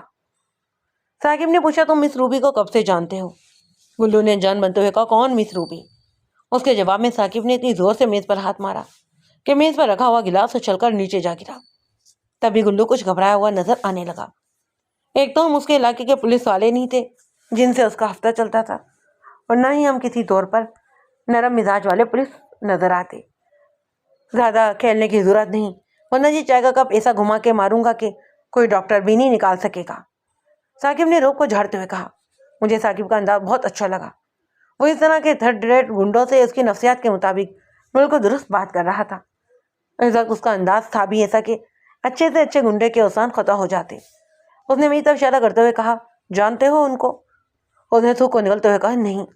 بلا شبہ گلو اپنے ہاتھ میں پکڑے مگ سے چائے پینا بھول ہی گیا تھا۔ انکاؤنٹر اسپیشلسٹ انسپیکٹر دل نواز خان نام ہے ان کا۔ ثاقب کے منہ سے انکاؤنٹر کا لفظ سنتے ہی گلو داد کی رہی صحیح سے ٹی گم ہو گئی. کہنے لگا پوچھو کیا پوچھنا ہے صاحب. وہ کھلاتا ہوا بولا پوچھا تو ہے مس روبی کے بارے میں. اب اگر دوبارہ کہا نا کہ کون مس روبی تو سمجھ لینا. ثاقب نے اپنا جملہ ادھورا چھوڑ دیا. آپ اس لڑکی کے بارے میں پوچھ رہے ہیں نا جو انگریزی بہت زیادہ بولتی تھی اور سمجھتی تھی کہ اس محلے میں سبھی انگریز رہتے ہیں. گلنن نے بولنا شروع کیا. ہاں وہی. سنا ہے کہ تم اکثر اس کے ساتھ چھیڑ چھاڑ کرتے تھے. ثاقب نے پوچھا. صاحب وہ بہت ہی اونچی چیز تھی. وہ ہمارے ہاتھ کہاں آتی. بس ایویں ہی اسے چھیڑ دیا کرتا. وہ جواب میں انگلش میں پتہ نہیں کیا کیا بولتی رہتی. ظاہر ہے گالیاں ہی دیتی ہوگی. چھیڑنے پر وہ تعریف تو کرنے سے رہی. ثاقب نے کہا مزید بھی بول. مجھے بھی ایسا ہی لگتا تھا صاحب مگر جس انداز سے وہ بولتی تھی مجھے بہت اچھا لگتا تھا سو اسی لیے میں جان بوجھ کر اسے چھیڑ دیتا. ایک بار چپل سے پٹائی کر دیتی تو شاید اس کی جان چھوٹ جاتی. کیوں ہے نا. بکواس بند کر اور بتا اب کہاں ہے وہ مس روبی. کہاں گاڑ دیا ہے تم نے اسے مار کر. اب کے سب انسپکٹر ثاقب نے پینترا بدلتے ہوئے کہا جسے سن کر گلو دادا کی حالت مزید خراب ہو گئی.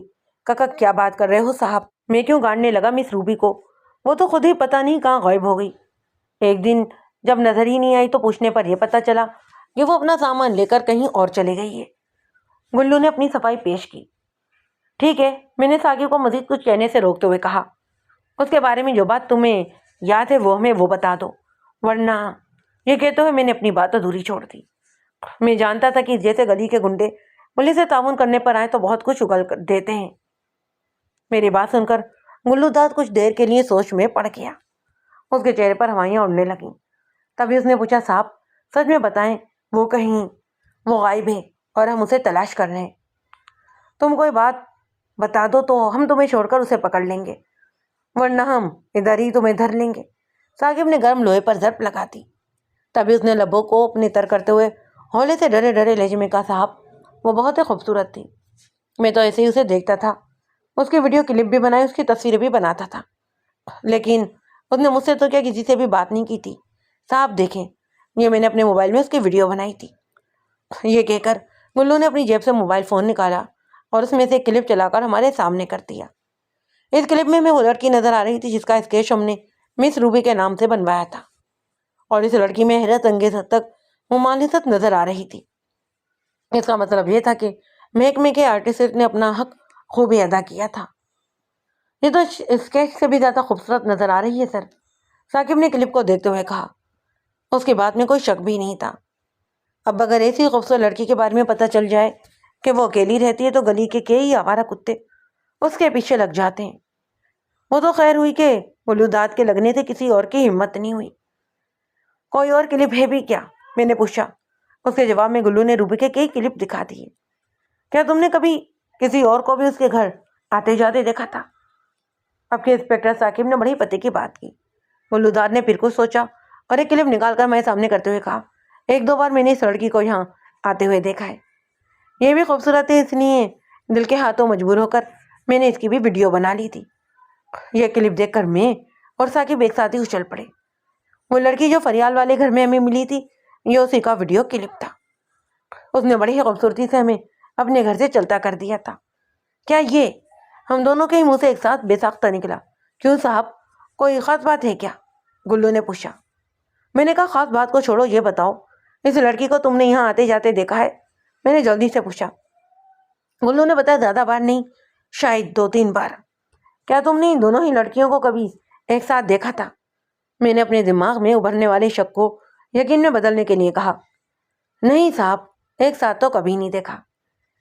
اب مزید کچھ کہنے کی گنجائش ہی باقی نہیں رہی تھی. میں تیزی سے اٹھ کر اپنی جیپ کی طرف لپکا. ثاقب بھی میرے پیچھے پیچھے ہی تھا. گلو داد ہمیں یوں اس طرح اچانک جاتے دیکھ کر حیران بھی ہو رہا تھا اور خوش بھی کہ چلو پولیس سے تو جان چھٹی. جاتے جاتے ثاقب نے اسے دھمکی دیتے ہوئے کہا ادھر علاقے میں ہی رہنا ہم پھر ملتے ہیں تم سے. یہ کہتے ہوئے وہ میرے ساتھ جیپ میں آن بیٹھا. پھر ڈرائیونگ سیٹ پر بیٹھتے ہی پوچھا سر کیا آپ بھی وہی سوچ رہے ہیں جو اتفاق سے میں بھی سوچ رہا ہوں. میں نے صرف ہمیں گردن ہلانے پر اکتفا کیا.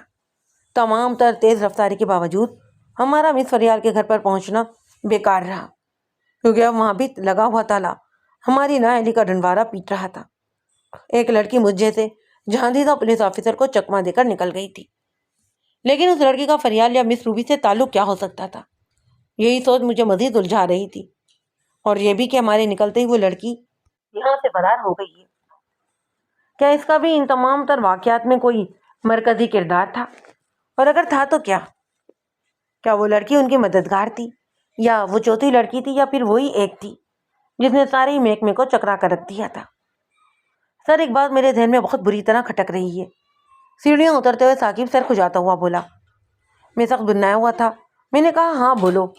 مجھے تو ایسا لگتا ہے کہ یہ چاروں ہی لڑکیاں ایک ہی ہیں۔ ثاقب نے اپنا خیال ظاہر کیا۔ بات تو واقعی چونکا دینے والی تھی، لیکن کچھ میں بھی اسی زاویے پر سوچ رہا تھا، اس لیے میں اس کی تردید نہیں کر سکا۔ میرے ذہن میں یہ شک ابھر چکا تھا، لیکن ابھی یقین سے کچھ کہا نہیں جا سکتا تھا۔ شاید تم صحیح سوچ رہے ہو، آؤ پہلے آس پاس سے معلوم تو کریں۔ میں نے یہ کہتے ہوئے نیچے آ کر گلی میں ادھر ادھر نظر دوڑائی۔ ایک طرف چند بچے کرکٹ کھیل رہے تھے، میں ان کی طرف بڑھ گیا۔ بیٹا، تم نے بھی اس بلڈنگ میں سے کسی لڑکی کو نکل کر جاتے ہوئے دیکھا ہے؟ میں نے ایک لڑکے سے پوچھا۔ اس نے کہا، ہاں۔ لڑکا گیند اچھالتا ہوا بولا، وہ ایک ٹیکسی میں بیٹھ کر گئی ہے۔ کیا تم بتا سکتے ہو کہ وہ کس طرف گئی ہے؟ ثاقب نے بھی دخل اندازی کی۔ اس نے کہا، ہاں مجھے معلوم ہے، کیونکہ میں نے ہی تو ٹیکسی لا کر دی تھی۔ لڑکے نے بڑے ہی کام کی بات بتائی۔ اوہ، کہاں کے لیے بک کی تھی ٹیکسی؟ میں نے بڑی تیزی سے پوچھا۔ ایئرپورٹ، اور وہ ڈرائیور سے کہہ رہی تھی کہ جلدی چلنا ہے کیونکہ جہاز کا وقت ہونے والا ہے۔ یہ کہہ کر لڑکا بولنگ کے لیے دوڑ پڑا۔ ثاقب، جتنی تیز رفتاری دکھا سکتے ہو دکھاؤ، کسی بھی سگنل کی پرواہ مت کرنا۔ جہاز اڑ گیا تو سمجھو یہ کیس بھی ہوا میں اڑ گیا۔ میں نے جیب میں بیٹھتے ہوئے ثاقب کو ہدایت جاری کی۔ آپ فکر ہی نہ کریں سر۔ دوسرے ہی پل ہماری جیپ ہوا میں اڑ رہی تھی۔ میں نے اپنی جیب سے سیل فون نکالا اور اپنے سینئر آفیسر سے رابطہ کیا۔ اس نے میری کال پک کرتے ہوئے کہا، ہاں بولو انسپکٹر خان۔ میں نے انتہائی مختصر الفاظ میں انہیں اپنی کارروائی بتاتے ہوئے کہا، سر، جس طرح بھی ممکن ہو وہ لڑکی جہاز میں سوار نہ ہونے پائے اگر وہ نکل گئی تو۔ انہوں نے کہا، بے فکر رہو خان، میں اسے ایئرپورٹ سے نکلنے نہیں دوں گا۔ میں نے کہا، سر میں بھی ادھر ہی جا رہا ہوں۔ اوکے، تم پہنچو۔ ممتاز جتوئی نے اتنا کہا اور فون کو بند کر دیا۔ جب ہم ایئرپورٹ پہنچے تو خوش قسمتی سے فلائٹ میں بھی تھوڑا وقت تھا، لیکن مسافر آن بورڈ ہو چکے تھے۔ ثاقب بڑا ہی مایوس نظر آ رہا تھا، پر میں نے ہمت نہیں ہاری اور ایئرپورٹ کے آفیشل سے بات کر کے معاملے کی سنگینی سے آگاہ کرنے کے لیے آفیسر کے پاس پہنچا۔ آپ نے تو دیر کر دی ہے، مسافر ابھی لاؤنج میں ہیں۔ بین الاقوامی پرواز کے کسی مسافر تک کسی ٹھوس ثبوت کے بغیر آپ کی رسائی ممکن نہیں۔ اگر آپ کے پاس کوئی حکومتی… نہیں، میرے پاس ابھی کچھ بھی نہیں ہے، میں نے صاف کہہ دیا۔ اس نے انکار میں سر ہلاتے ہوئے کہا، سوری سر، پھر ہم کچھ نہیں کر سکتے۔ میرے سینئر آفیسر رابطے میں ہیں۔ میں کچھ کہنا چاہ رہا تھا، ایسے میں ممتاز جتوئی صاحب کا فون آ گیا۔ اس سے پہلے کہ میں کچھ کہتا وہ بڑی تیزی سے بولے، اس لڑکے کو بہانے سے روک لیا گیا ہے۔ یہاں میرے ایک دوست ہیں، جب تک میں کاغذی بندوبست کرتا ہوں تم لاؤنج میں پہنچو، وہاں تمہیں ایک آفیسر ملیں گے، وہی میرے دوست ہیں۔ لیڈی پولیس بھی پہنچ چکی ہے، بہت ہی تحمل سے ڈیل کرنا ہے۔ میں نے کہا، اوکے سر، اور اس آفیسر کے کمرے سے نکل گیا۔ تبھی میرے سامنے ایک نوجوان آفیسر آ گیا۔ اس نے میرے بارے میں پوچھا اور مجھے لیتا ہوا لاؤنج کی طرف بڑھ گیا۔ میں سمجھ رہا تھا کہ یہ قانون کے مطابق نہیں تھا، صرف میرے سینئر آفیسر کے تعلقات کام کر رہے تھے۔ میں نے سینئر آفیسر کے دوست سے ہاتھ ملایا تو ذرا ایسے فاصلے پر لیڈی پولیس کی 2 اہلکار مجھے کھڑی دکھائی دیں۔ انہوں نے مجھے اشارہ کیا اور میں کچھ فاصلے پر بیٹھی اس لڑکی کی جانب گیا جس سے بھی چند لمحے پہلے ہی میری ملاقات ہوئی تھی، اور اس نے بڑی خوبصورتی سے ہمیں چکما دے دیا تھا۔ گلابی چہرے والی اس لڑکی نے آنکھوں پر چشمہ لگایا ہوا تھا، اس کے دیکھے نقوش تھے اور دبلی پتلی سی تھی۔ اس نے سیاہ سوٹ کے ساتھ گلابی شرٹ پہنی ہوئی تھی، بالوں کو کس کر پونی بنائی ہوئی تھی۔ میں اس میں مس روبی، مس نتاشا اور مس فریال تینوں کو ہی دیکھ سکتا تھا۔ عام حالات میں کوئی اور ہوتا تو پولیس کو دیکھ کر گھبرا جاتا، لیکن وہ لڑکی بہت ہی مضبوط اعصاب کی مالک تھی۔ اس کے چہرے سے لگ ہی نہیں رہا تھا کہ اس طرح پکڑے جانے پر اسے کوئی پریشانی ہوئی ہے۔ جب میں نے اسے گرفتاری کے بارے میں بتایا تو وہ مسکرا دی۔ کیا میں وجہ پوچھ سکتی ہوں کہ کس جرم میں؟ بہت ہی طویل فہرست ہے محترمہ، آپ ہمارے ساتھ تعاون کریے، میں نے گول مول بات کرتے ہوئے کہا۔ دیکھیے، میرا جانا بہت ضروری ہے، آپ میرا اور اپنا وقت خواہ خواہ ضائع کر رہے ہیں، میں احتجاج کا حق رکھتی ہوں۔ لڑکی اب بھی بڑی رسانیت سے بول رہی تھی۔ پلیز مجھے پولیس کا روایتی انداز اپنانے پر مجبور نہ کریے، میں نے لہجے میں کچھ سختی لاتے ہوئے کہا۔ بس مجھے کچھ تفتیش کرنی ہے، اس کے بعد آپ جہاں چاہیں جہاں دل چاہے جا سکتی ہیں، لیکن آپ مجھے میرا جرم تو بتائیے جس کی آپ نے مجھ سے تفتیش کرنی ہے۔ میں ایسے تو نہیں، تم جانتی ہو کہ میں تم تک پہنچ چکا ہوں۔ جرم کیا، سارے ثبوت تمہیں دوں گا، میں نے اب کے قدر سخت لہجہ اپناتے ہوئے کہا۔ دیکھیے آپ مجھے روک نہیں سکتے، میں بھی قانون کو جانتی ہوں، اور اپنا لہجہ ٹھیک کریے انسپکٹر، اس نے بھی سختی سے کہا تو میرا دماغ گھوم گیا۔ عام حالات میں وہ کسی بھی طرح میرے سامنے یوں نہیں بول سکتی تھی۔ میں چاہتا تو کسی بھی طرح تھوڑا وقت مل جائے اور شاید ممتاز جتوئی صاحب کچھ اپنا کام کر دکھائیں، جسے میں اس لڑکی کو لانچ سے لے کر تھانے پہنچ جاؤں، پھر اس سے اگلوانا کوئی مسئلہ ہی نہیں تھا۔ تبھی میں نے نرم پڑتے ہوئے کہا، ٹھیک ہے، میں آپ سے تھوڑی باتیں کرنا چاہتا ہوں۔ اوکے، میں ذرا فون کر لوں، اس نے کہا اور اپنا موبائل فون نکال کر کسی سے باتیں کرنے لگی۔ اس کی باتوں سے مجھے یہی معلوم ہوا کہ وہ کسی وکیل کو اپنے موجودہ صورتحال کے بارے میں بتا رہی ہے۔ شاید وہ مجھے سنانے کے لیے یہ فون کر رہی تھی، یا اب یہ حقیقت تھی یا ڈرامہ، میں اس کے بارے میں کچھ کہہ نہیں سکتا تھا۔ اس نے بات ختم کی اور کرسی پر ٹانگ رکھتے ہوئے بیٹھ گئی اور بولی، کہیے انسپکٹر، کیا پوچھنا ہے؟ آپ کو میں کس نام سے پکاروں؟ مس فریال، مس روبی یا مس نتاشا؟ میں نے اس کی آنکھوں میں جھانکتے ہوئے کہا۔ یہ تینوں ہیں کون؟ یہ کہہ کر اس نے اپنے بیگ میں سے چیوگم کا پیکٹ نکالا، ایک چیوگم نکالی اور منہ میں ڈال کر باقی پیکٹ میری جانب بڑھاتے ہوئے بولی، آپ لیں گے؟ تو آپ یہ کہنا چاہتی ہیں کہ آپ ان تینوں ہی ناموں سے ناواقف ہیں؟ میں نے خود پر قابو پاتے ہوئے پوچھا۔ میں نے کہا نا کہ کون ہیں یہ تینوں؟ وہ بھی ماننے کو یہ تیار ہی نہیں تھی۔ مس فریال کے گھر میں آپ رہ رہی تھیں اور مس روبی کے پاس آپ کا آنا جانا تھا، پھر بھی آپ اتنی ڈٹائی سے انکار کر رہی ہیں۔ ضروری تو نہیں کہ میں پولیس کی مرضی کے مطابق ہر بات کی حمایت کروں، وہ چیوگم کو چباتے ہوئے بولی۔ اگرچہ وہ اس انداز میں بہت پیاری لگ رہی تھی، لیکن میں جانتا تھا کہ وہ کتنی خطرناک بلا ہے۔ تو آپ اپنی مرضی سے ہی بتا دیں کہ آپ مس فریال کے گھر میں کیا کر رہی تھیں اور مس روبی کے پاس کس سلسلے میں آپ کا آنا جانا تھا، میں نے پوچھا۔ لڑکی کے انداز میں بلا کے خود اعتمادی تھی۔ اس نے کہا، میں آپ کے کسی بھی سوال کے جواب دینے کی پابند نہیں ہوں۔ آپ جانتی ہیں نا کہ آپ تھانے میں بھی جا سکتی ہیں اور وہاں، میں نے کچھ کہنا چاہا تو وہ مسکراتے ہوئے بولی، ڈرے وہ جنہوں نے کوئی جرم کیا ہوگا۔ میں کیوں ڈرنے لگی؟ لڑکی کسی طرح بھی مجھے خاطر میں لا نہیں رہی تھی۔ میں نے خود پر قابو پاتے ہوئے خود کو کول ڈاؤن کر رہا تھا۔ میرے اندر بہت زیادہ غصہ امنڈ رہا تھا۔ مجھے بس SSP صاحب کی طرف سے کال کا انتظار تھا اور وہی کوئی چمتکار کر سکتے تھے۔ میں یہ سوچ ہی رہا تھا کہ وہ طنزیہ لہجے میں بولی، انسپکٹر چلیے، مجھے میرا نام ہی بتا دیں۔ میں خجل سا ہونے لگا۔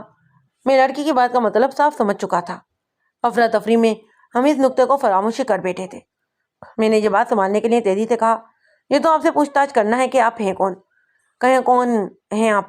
کہیں مس روبی تو کہیں، میں نے کچھ کہنا چاہتا ہوں، مجھے ٹوکتے ہوئے ابتدائی انداز میں بولی، میرا نام مس انم شیخ ہے اور ولدیت فاروق احمد شیخ۔ میرا پتہ یہاں کا نہیں، لندن کا ہے، چاہو تو پاسپورٹ پر دیکھ سکتے ہو، کیونکہ میرا پاسپورٹ پاکستانی نہیں برٹش ہے۔ یہ کہہ کر اس نے اپنا پاسپورٹ نکالا اور میرے سامنے لہرا دیا۔ میں نے ہاتھ کے اشارے سے اسے روکا اور ایک بار پھر ٹھنڈے لہجے میں کہا، مس انم، دیکھیے آپ سے جو پوچھا جائے وہ مجھے بتا دیں، کیونکہ ابھی کچھ دیر بعد، مگر میں نے کہا نا کہ میں آپ کے کسی سوال کا جواب دینے کی پابند نہیں ہوں۔ وہ کسی بھی طور ہار ماننے کو تیار نہیں تھی۔ میں جتنی شرافت سے پوچھ رہا ہوں، آپ ہر بات کو مذاق میں ہی لیتی جا رہی ہیں۔ میں نے خود پر بامشکل قابو پاتے ہوئے کہا تو وہ ہاتھے سے اکڑ گئی۔ ہیلو مس انسپکٹر، وہ چٹکے کو بجاتے ہوئے بولی، اتنا قانون میں بھی جانتی ہوں، اتنی اونچی آواز میں بول کر مجھے آپ ڈرانے کی کوشش مت کریں۔ اب میں آپ کی کسی بھی بات کا جواب نہیں دوں گی۔ مجھے مزید تنگ کیا گیا تو میں شکایت کر دوں گی۔ اب آپ جائیے۔ عجیب صورتحال تھی۔ وہ یقیناً مشتبہ لڑکی تھی اور ہم اس سے ساری حقیقت اگلوا سکتے تھے، مگر اس موقع کی صورتحال کے مطابق میں بے بس ہو رہا تھا۔ میں نے آخری کوشش کرتے ہوئے کہا، بس صرف یہ بتا دو کہ فریال، روبی اور نتاشا سے تمہارا تعلق کیا تھا؟ میں نے ایک بار پھر پوچھا۔ اف توبہ، میں کتنی بار کہوں کہ میں اس نام کی کسی لڑکی کو نہیں جانتی، پھر آپ خواہ اس کیس میں میرا نام کیوں ملوث کرنا چاہتے ہیں؟ اس بار اس کا لہجہ بھی تیز ہوا۔ اچھا تو یہ بتا دیجیے کہ کیا آپ سرفراز احمد، شہزاد حسین اور فہد صغیر کو جانتی ہیں؟ میں نے اب کی دوسرا سوال لگا۔ لڑکیوں کے بعد اب یہ تین لڑکے کہاں سے آ گئے؟ انم کے لہجے میں حیرت تھی۔ میں نے کہا، یہ لڑکے نہیں، یہ تمہاری باپ کی عمر کے لوگ ہیں اور انہیں بڑی بے دردی سے مار دیا گیا ہے۔ تو یہ بات آپ مجھے کیوں بتا رہے ہیں؟ انم کی اس جواب پر مجھے پورا یقین تھا کہ اگر میں لاؤنج میں نہ ہوتا تو میں اب اس کے ساتھ بری طرح پیش آتا۔ انہی لمحات میں میرا سیل فون بج اٹھا۔ اجنبی نمبر تھے۔ میں نے کال پک کی تو دوسری طرف سے ایک بھاری آواز گونجی۔ میں ایڈوکیٹ لطیف عالم بات کر رہا ہوں۔ معاف کیجیے گا، آپ اس وقت لاؤنج میں کھڑے ہو کر کس قانون کے تحت مس انم شخص سے کس جرم کی تفتیش کر رہے ہیں؟ مجھے اس پر شک، اور صرف شک، اور خود قانون کی دھجیاں اڑا کر جی سب کر رہے ہیں۔ اس نے بڑے ہی ذرا سخت لہجے میں کہا، دیکھیے میری بات سنیں، آپ اپنا فون کا اسپیکر آن کریں اور مس انم شیخ سے بھی میری بات سنوائیں، یا پھر چپ چاپ واپس پلٹ جائیں۔ مجھے اس کا لہجہ اور مداخلت بہت بری لگی۔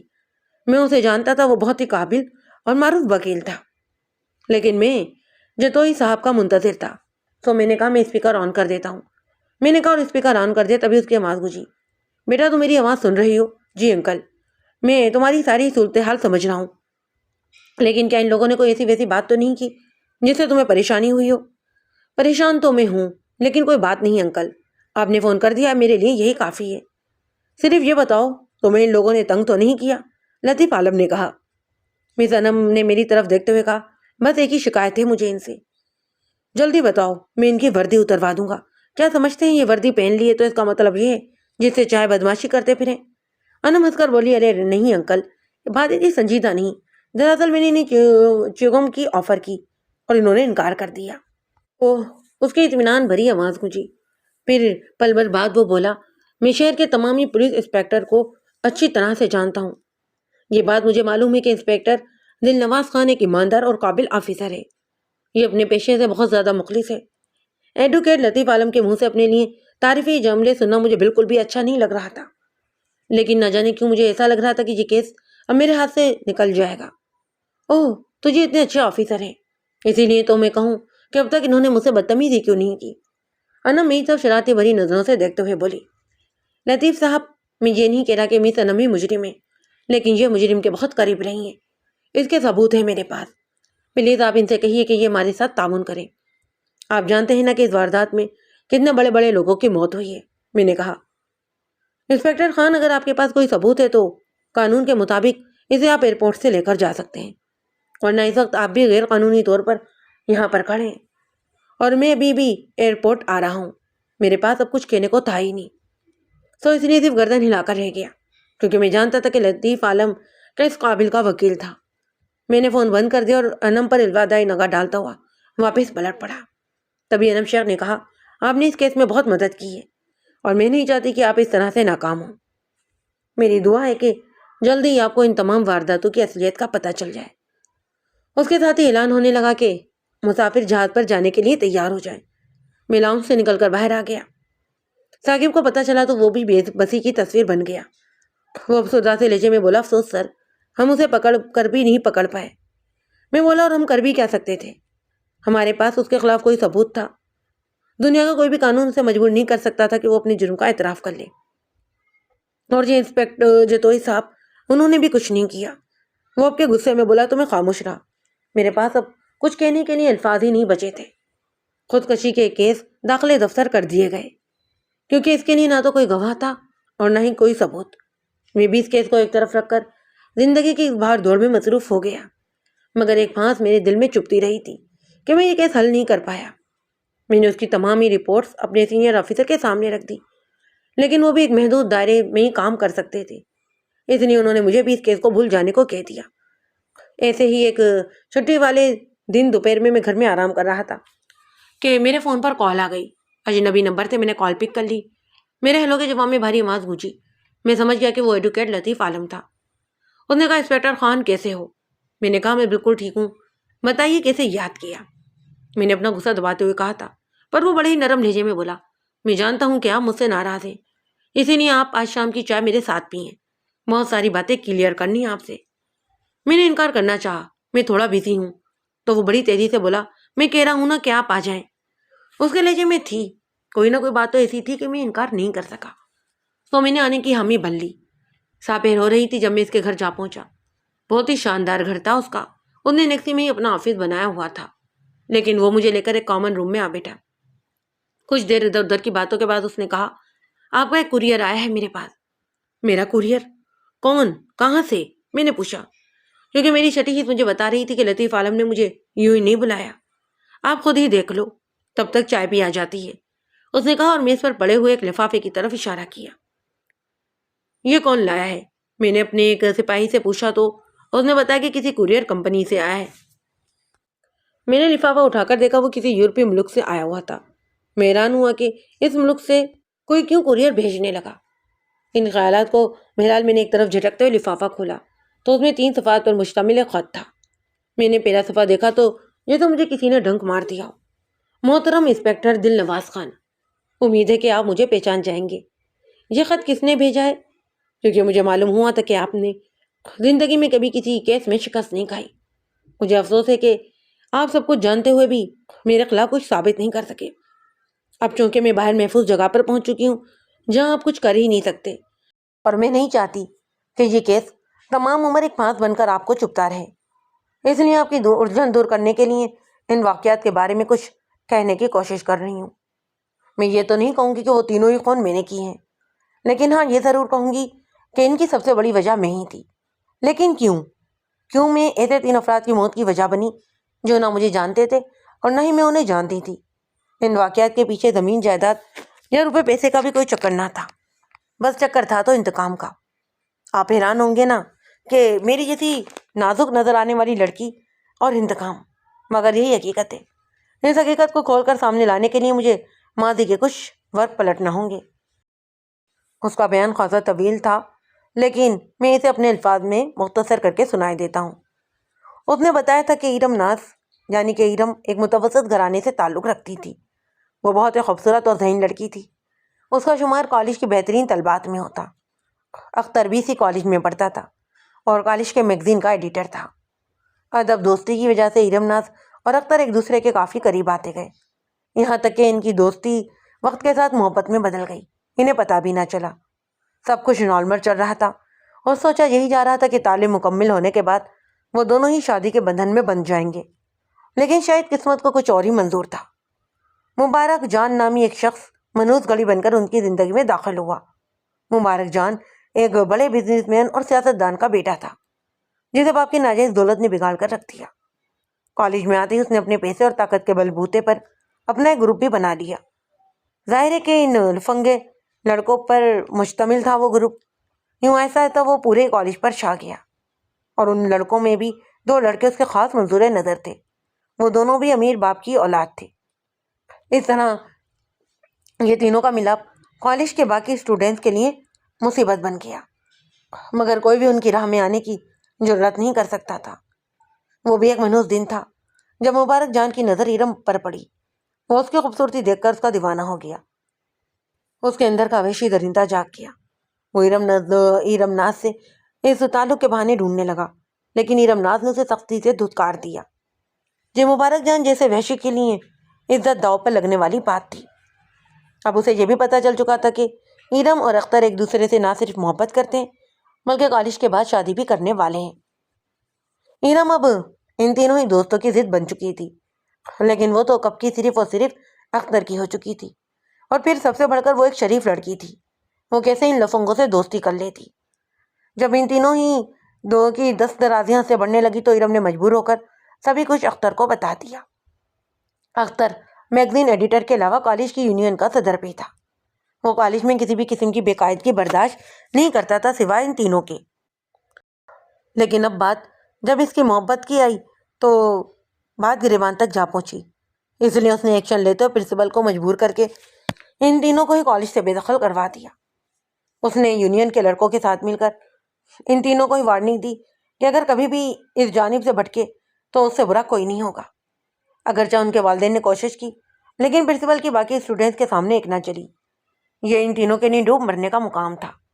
وہ بھی انتقام کی آگ میں جلنے لگے اور ساتھ ہی موقع کی تلاش میں رہنے لگے۔ ایک دن ارم اور اختر کالج ٹائم ختم ہونے کے بعد کالج سے نکلے۔ اس دن ہڑتال تھی۔ اختر نے ارم کو خود گھر تک چھوڑنے کو کہا اور اسے اپنی بائک پر گھر چھوڑنے کے لیے چل دیا۔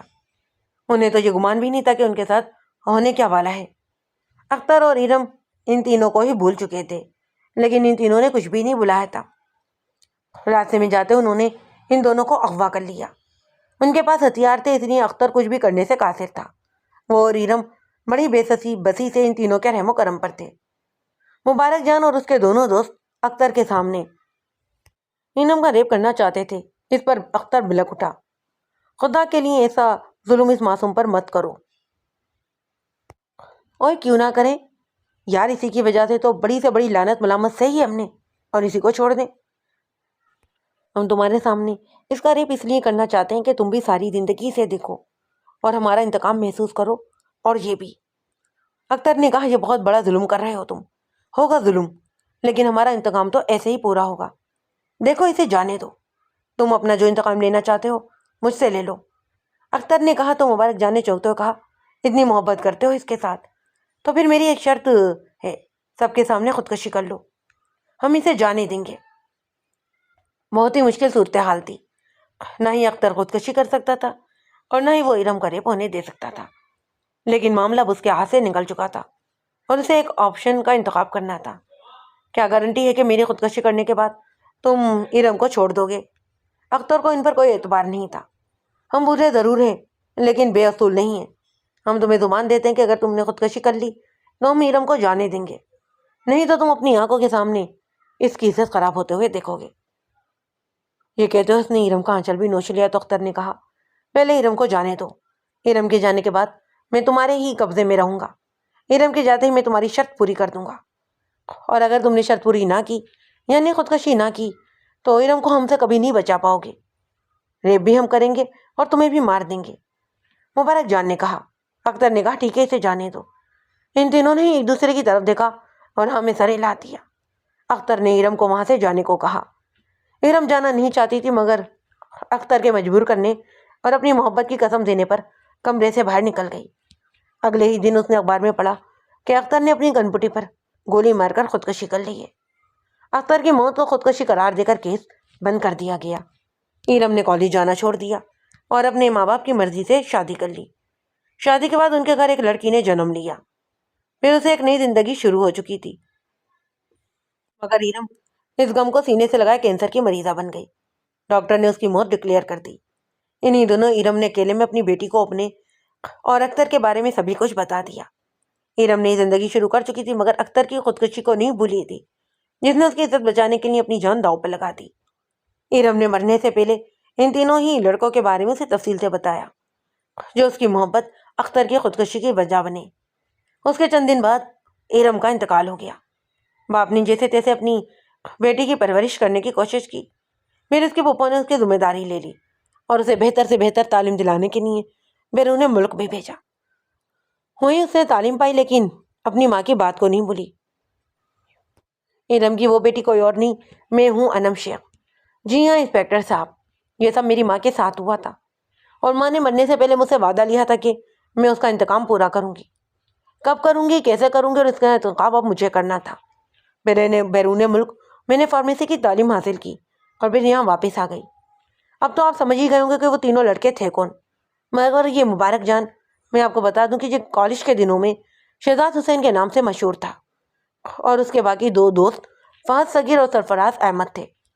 پاکستان واپس آنے کے بعد میں نے ان تینوں کے بارے میں کھوج لگانا شروع کیا اور خاص طور سے ان کے اداروں کے بارے میں معلومات حاصل کی۔ مجھے پوری پلاننگ اور توجہ کے ساتھ یہ گیم کھیلنا تھا۔ جلد بازی کا مطلب تھا خود کو پھنسانا۔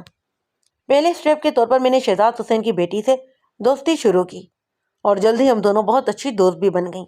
میں چونکہ ایک فارماسٹ تھی، اس لیے میں نے مختلف ڈرگس ملا کر ایک نئی طاقتور ڈرگس ایجاد کی اور شہزاد حسین کی بیٹی کو آہستہ آہستہ اس کا عادی بنا کر اس کی غیر اخلاقی ویڈیو بنائی۔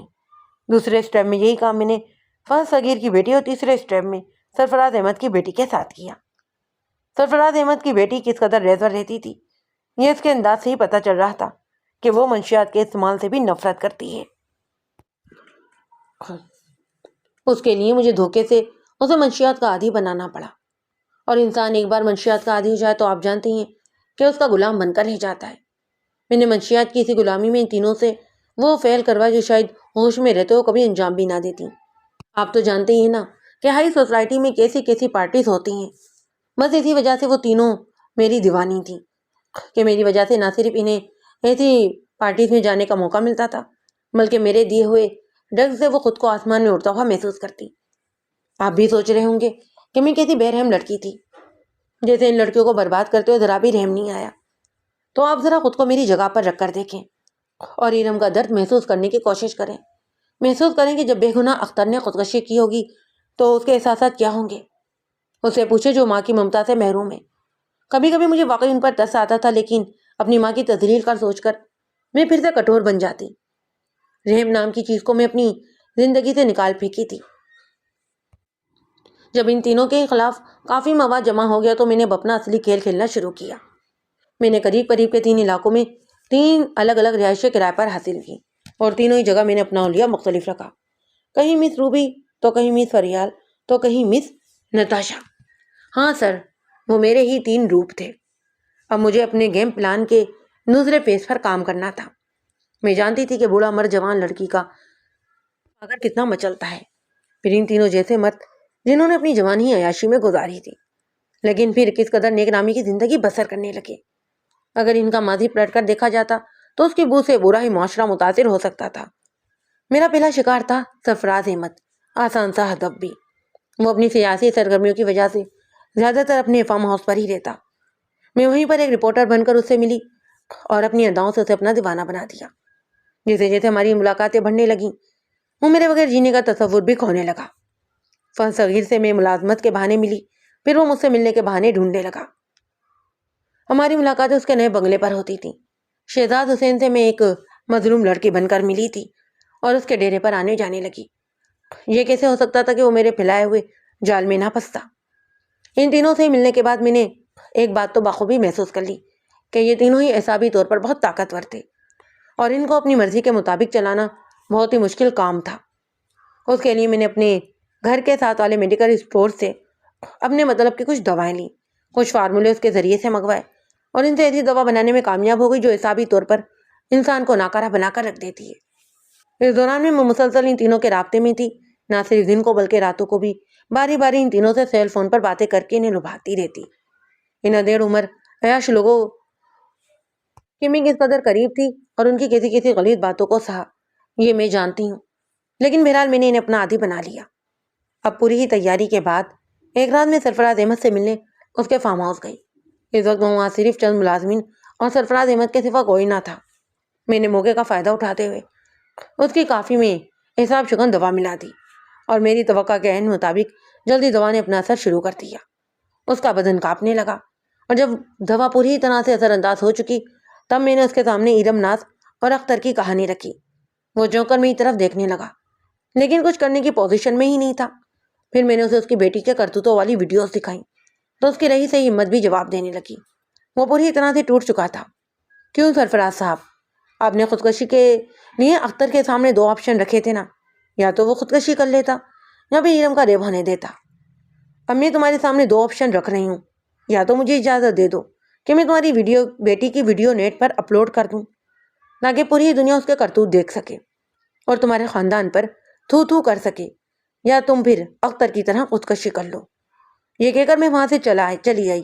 مجھے پتا تھا کہ دوا نے بھی اپنا اثر دکھانا شروع کر دیا ہے، یہاں تک کہ سرفراز کے سوچنے سمجھنے کی صلاحیت بالکل ہی معاف ہو گئی اور اس کے لیے 2-2.5 گھنٹے کا ٹائم لگا اور ہوا بھی یہی۔ میری روانگی کے 2-2.5 گھنٹے بعد سرفراز احمد نے خاندان کی عزت پر خودکشی کو ہی ترجیح دی۔ شہزاد حسین میری توقع سے کہیں زیادہ مضبوط اعصاب کا مالک تھا، اس لیے اسے ڈھیر کرنے کے لیے مجھے دوا کا ڈبل ڈوز دینا پڑا، تب کہیں جا کر مطلوبہ نتائج برآمد ہوئے، میں اس کو اپنی مرضی کے مطابق چلا سکوں۔ جب میں نے اس کے سامنے موبائل پر اس کی بیٹی کی ویڈیو چلائی تو پہلے تو وہ اسے کوئی دوسری لڑکی سمجھ کر انجوائے کرتا رہا، اور جب اسے احساس ہوا کہ وہ لڑکی کوئی اور نہیں اس کی اپنی ہی بیٹی ہے تو اسے جیسے جھٹکا لگا۔ اس کا چہرہ غصے سے سرخ ہو گیا۔ میں ڈر گئی کہ شاید دوا نے اس پر پوری طرح سے اپنا اثر نہیں کیا۔ اس نے اپنا پستول تک نکال لیا۔ مجھے اپنی موت اپنے سامنے نظر آنے لگی اور میں خود کو کوسنے لگی کہ میں نے اتنی جلد بازی سے کام کیوں لیا۔ پہلے اس کے مکمل دوا کے زیر اثر ہونے کا انتظار تو کر لیتی۔ قریب تھا کہ وہ اپنے پستول سے مجھے دوسرے جہاں پہنچا دیتا کہ دوا نے اپنا اثر دکھانا شروع کر دیا اور وہ کانپتا ہوا کرسی پر ہی ڈھیر ہو گیا۔ تب میں نے سکون کی سانس لی اور ادھر ادھر کی کچھ باتوں کے بعد کچھ وقت گزارا کہ میں اس کے سامنے بھی وہی 2 آپشن رکھوں، اور اس کے کچھ کہنے سے پہلے میں وہاں سے اٹھ کر چلی آئی۔ پھر میرے جانے کے بعد کیا ہوا یہ آپ اچھی طرح جانتے ہیں۔ اس کی خودکشی کی خبر بھی میں نے اخبار میں دیکھی تھی۔ یہی کھیل میں نے فہد صغیر کے ساتھ کھیلا۔ بزنس مین کی آڑ میں رہتے ہوئے اور اچھی نیک نامی کے ساتھ وہ کسی حد تک معصوم ہو چکا تھا، لیکن میں جانتی ہوں وہ تنہائی میں کس قدر قریہ شخص تھا۔ ایک بار تو مجھے لگا کہ میں خود ہی اس کا شکار ہو جاؤں گی، لیکن میں نے اپنے آپ کو بہت مضبوط کیا اور اس مشکل ترین ٹاسک کو پورا کیا۔ مجھے کسی بھی طرح سے اپنی ماں سے کیا ہوا وعدہ نبھانا تھا، اس لیے اسے مارنا میری مجبوری تھا۔ اپنی بیٹی کی ویڈیوز دیکھ کر پہلے تو اسے یقین ہی نہیں آیا کہ یہ اس کی اپنی بیٹی ہے، پھر وہ مجھے کوسنے لگا۔ میں نے ویڈیو ایڈٹ کے ذریعے اس کی بیٹی کا چہرہ دکھایا۔ میں نے اسے کہا کہ تم جو چاہو سمجھتے رہو، لیکن یہ ویڈیو دیکھنے کے بعد دنیا کیا سوچے گی، اب تم اس کے بارے میں سوچو۔ میری اس بات نے اس کے سوچ کو پلٹ دیا۔ میں جو کہہ رہی ہوں اس میں سچائی بھی ہے۔ یہ جاننے کا جنجال کون پالے گا کہ یہ ویڈیو اصلی ہے نکلی؟ دیکھنے والا تو یہی کہے گا نا کہ ویڈیو میں فہد صغیر کی بیٹی ہے۔ اب اسے اپنی نیک نامی مٹی میں ملتی ہوئی نظر آنے لگی، اور یہی میں چاہتی تھی۔ اس طرح میں اپنے مقصد میں کامیاب رہی۔ تینوں کی خودکشی نے میرے دل کو جیسے سکون سے بھر دیا۔ مجھے لگا کہ میں نے اپنی ماں کا انتقام لے لیا ہے اور اس کی بے چین روح کو بھی قرار آ گیا ہوگا۔ ان کے مرنے کے بعد میں نے ان کی بیٹی کی ویڈیوز ڈیلیٹ کر دی۔ اب میں یہاں یورپ میں سکون کی زندگی بسر کر رہی ہوں۔ اس دعا کے ساتھ میری زندگی میں وہ سب نہ ہو جو میری ماں کے ساتھ ہوا۔ اب آپ ہی بتائیے کہ میں نے غلط کیا کیا؟ کیا آپ کا قانون ان تینوں کو سزا دے سکتا تھا؟ نہیں نا، نہیں دی نا سزا۔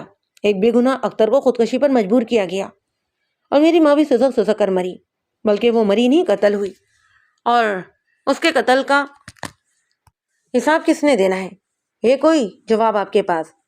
اس لیے میں نے بھی وہی راستہ اختیار کیا جہاں قانون بے بس ہو جائے۔ مجھے اپنے کیے پر کوئی پچھتاوا نہیں۔ پچھتاوا ہے تو بس اس بات کا کہ آپ کا قانون کتنا بے بس ہے۔